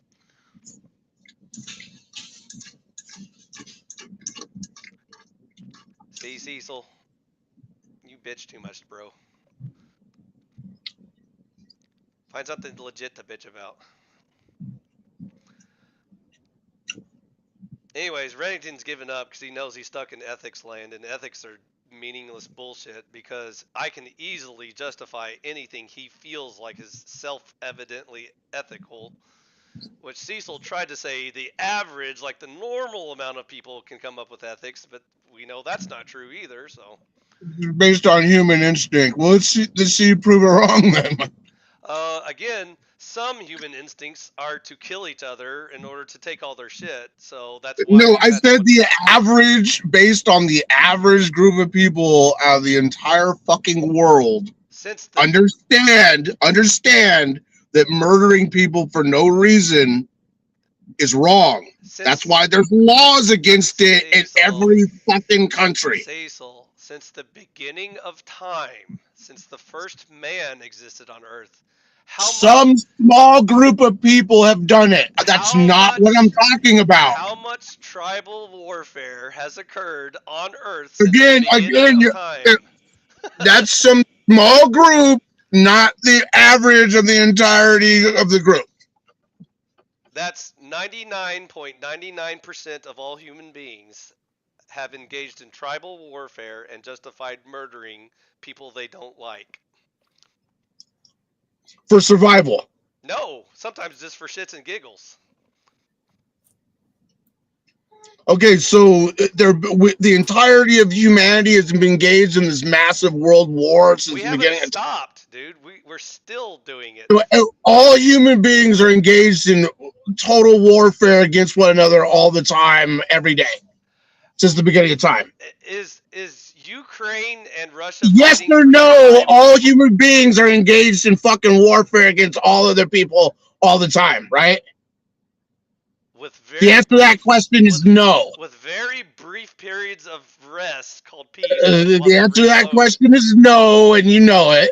While they reload, there's brief times of peace. I agree. Sometimes humans get bored. Your average human being, if you took a poll amongst the entire fucking population of the fucking planet, is going to tell you, yes, I know that I am not supposed to kill my fellow man for no reason. That's why you can find examples of the 10 Commandments in every world religion, because really what religion is theology, which is the study of what people believe is right and wrong. Show me a 10 Commandment equivalent in the Tao Te Ching or the Bhagavad Gita. I don't have it right in front of me, but it does exist. Nope, not even close. Yeah, they use different words or whatever. Nope. Every world religion has an example of the 10 Commandments. Not even close. But because it's not written in little Hebrew script in your little freaking Bible, you don't. Oh yeah. There's so many barely close to even the Golden Rule religions that's not even considered similar. It's not even in the same context. That's the only barely similarity amongst many. So you're trying to tell me that the Christian Bible and Christians are the only ones that engage in thou shalt not kill, and thou shalt not steal and lie and idol worship, and Christians are the only culture in that group in the entire world who engage in that I'm aware of. Yeah. Do you are an absolute motherfucking idiot. You are an absolute motherfucking idiot. Be sure you review all 10 commandments before you. Oh yeah. Okay, bro. That's not what I was talking about. That's exactly what you just said. Okay. Yeah. All right, bro. I don't see what keeping the Sabbath holy has to do with anything. Well, if you're not a Christian, you don't. At least the Jews understand. I'm not a Jew.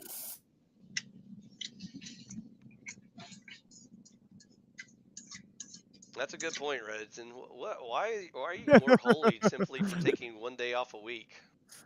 Yo. What's so good about that? Speaking of which, TML, do Muslims have a 1 day a week rest or not? I can't remember. TML, what is it? Your friend came and said it that one time. I can't remember. What are the parts of the Quran that correlate to the laws of Moses? Do you know what I'm talking about? Yeah, I mean, it's all over the place, you know. Your friend said that it was in a specific part of the Quran, though. That's because Islam and Judaism is actually very similar. I mean, I don't see any similarity. In the Islam and morals. Islam in the second surah declares Judaism to be a false religion. No, he's talking about the moral similarities between the two religions. Yeah, but I think Cecil's general point stands that there's general moral similarities between all the religions, right? Yeah, he was saying that like. Well, okay, yeah, I am. Hold on, bro. Hold on. I can explain my own points. Thanks. So, yeah, I was saying that, but I was also explaining that there are like parts where they actually specifically name like the laws of like, you know, thou shalt not kill, steal, rape, be excessively materialistic, lie, and so on and so forth. Does that exist in the Quran, or like where there's something that says that list of rules, or no? Well, they're all in there, but I don't know of any place that it like says the 10 in a row like the same way. But I'm sure that but there very well could be. Yeah, okay. I'm just not aware, you know. So yeah, I mean, if somebody said that on my panel, it could very well be the case. I'm just not aware of where in the Quran that is, because the Quran is like a huge book. It's like 60. It's like over 60 chapters, and some of them are very long. But in the second one, it clearly says Christianity and Judaism are false, right? But yeah, the 10 Commandments are there. You know, it says except for keeping the Sabbath. I know Ifi asked, do they have like a break day? No, they don't. You know? Okay, so there's one difference. That's fine. So I'm not going to argue over what somebody's opinion of what holy. I'm pretty sure not murdering people is a hell of a lot more important than like what day we have to worship God on. Okay, well, and I know that there are similarities between the laws of Moses and in Hinduism. I know that there's similarities between Christianity and the Haitian voodoo practitioners have almost the matter of fact, a lot of Haitian voodoo practitioners believe that like Catholicism and their religion has basically the same structure. It's a that's why I asked if you've read these books, because yeah, I've read a bunch of books, bro, trust me. I read the Hindu religious books, and I couldn't find any similarity to any of the Abraham religions, so maybe I missed those parts.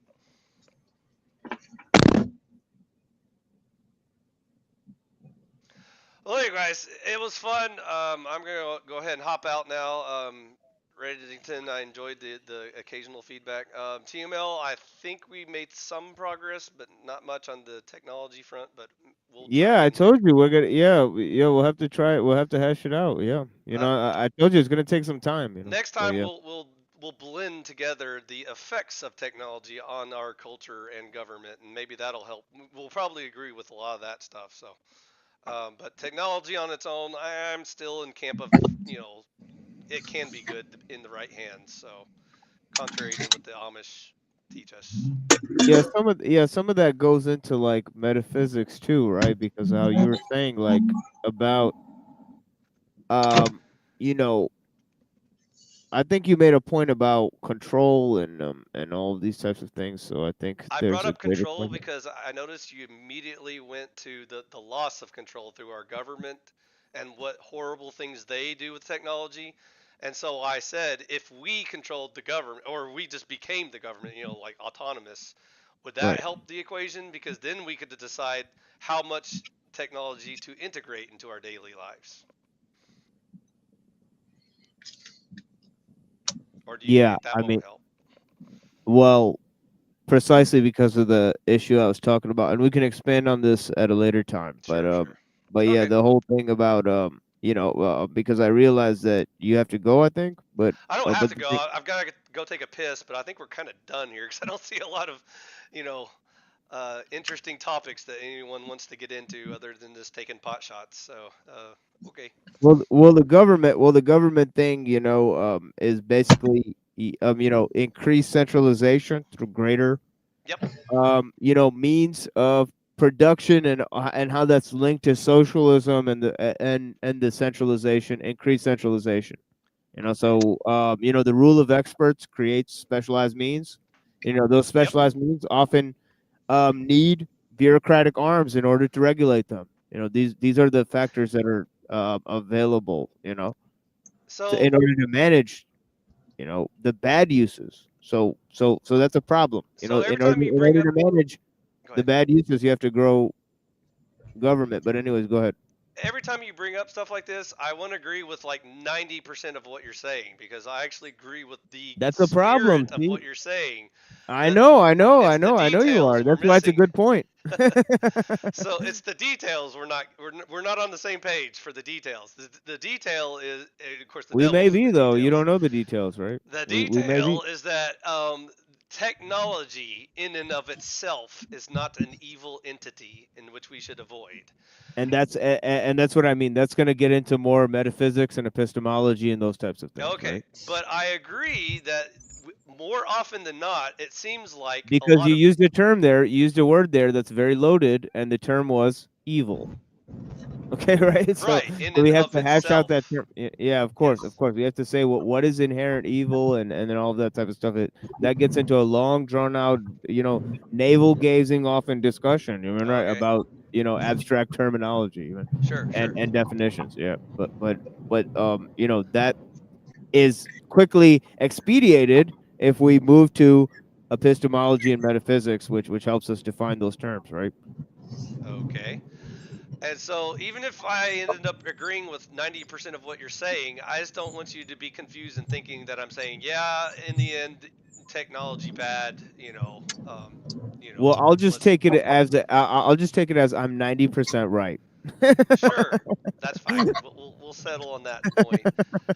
But that means Anyways, I've won the debate. If it's a debate and I got uh, 90% correct, we never I'm right. got to the technology debate, to be honest. But anyways, I told you we wouldn't though. I well, said the preliminary issues are too dense. I tried to drag you kicking and screaming into it, but you just But the keep wanting to preliminary avoid it. issues are gonna be like the preliminary issues are gonna be so dense. That's why I said right now, and I was correct. It took us an hour and a half just to try to manage to define what the parameters of the debate even begin to be. Right.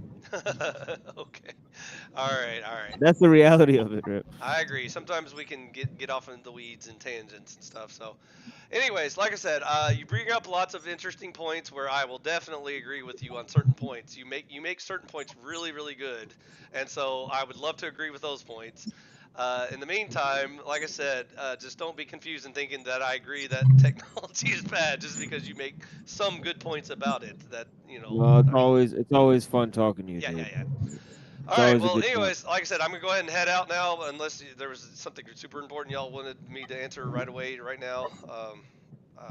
I'm gonna just go ahead and mosey on. But I do want to thank Neurojack for finally killing that one stream I was trying to get on for like a month now.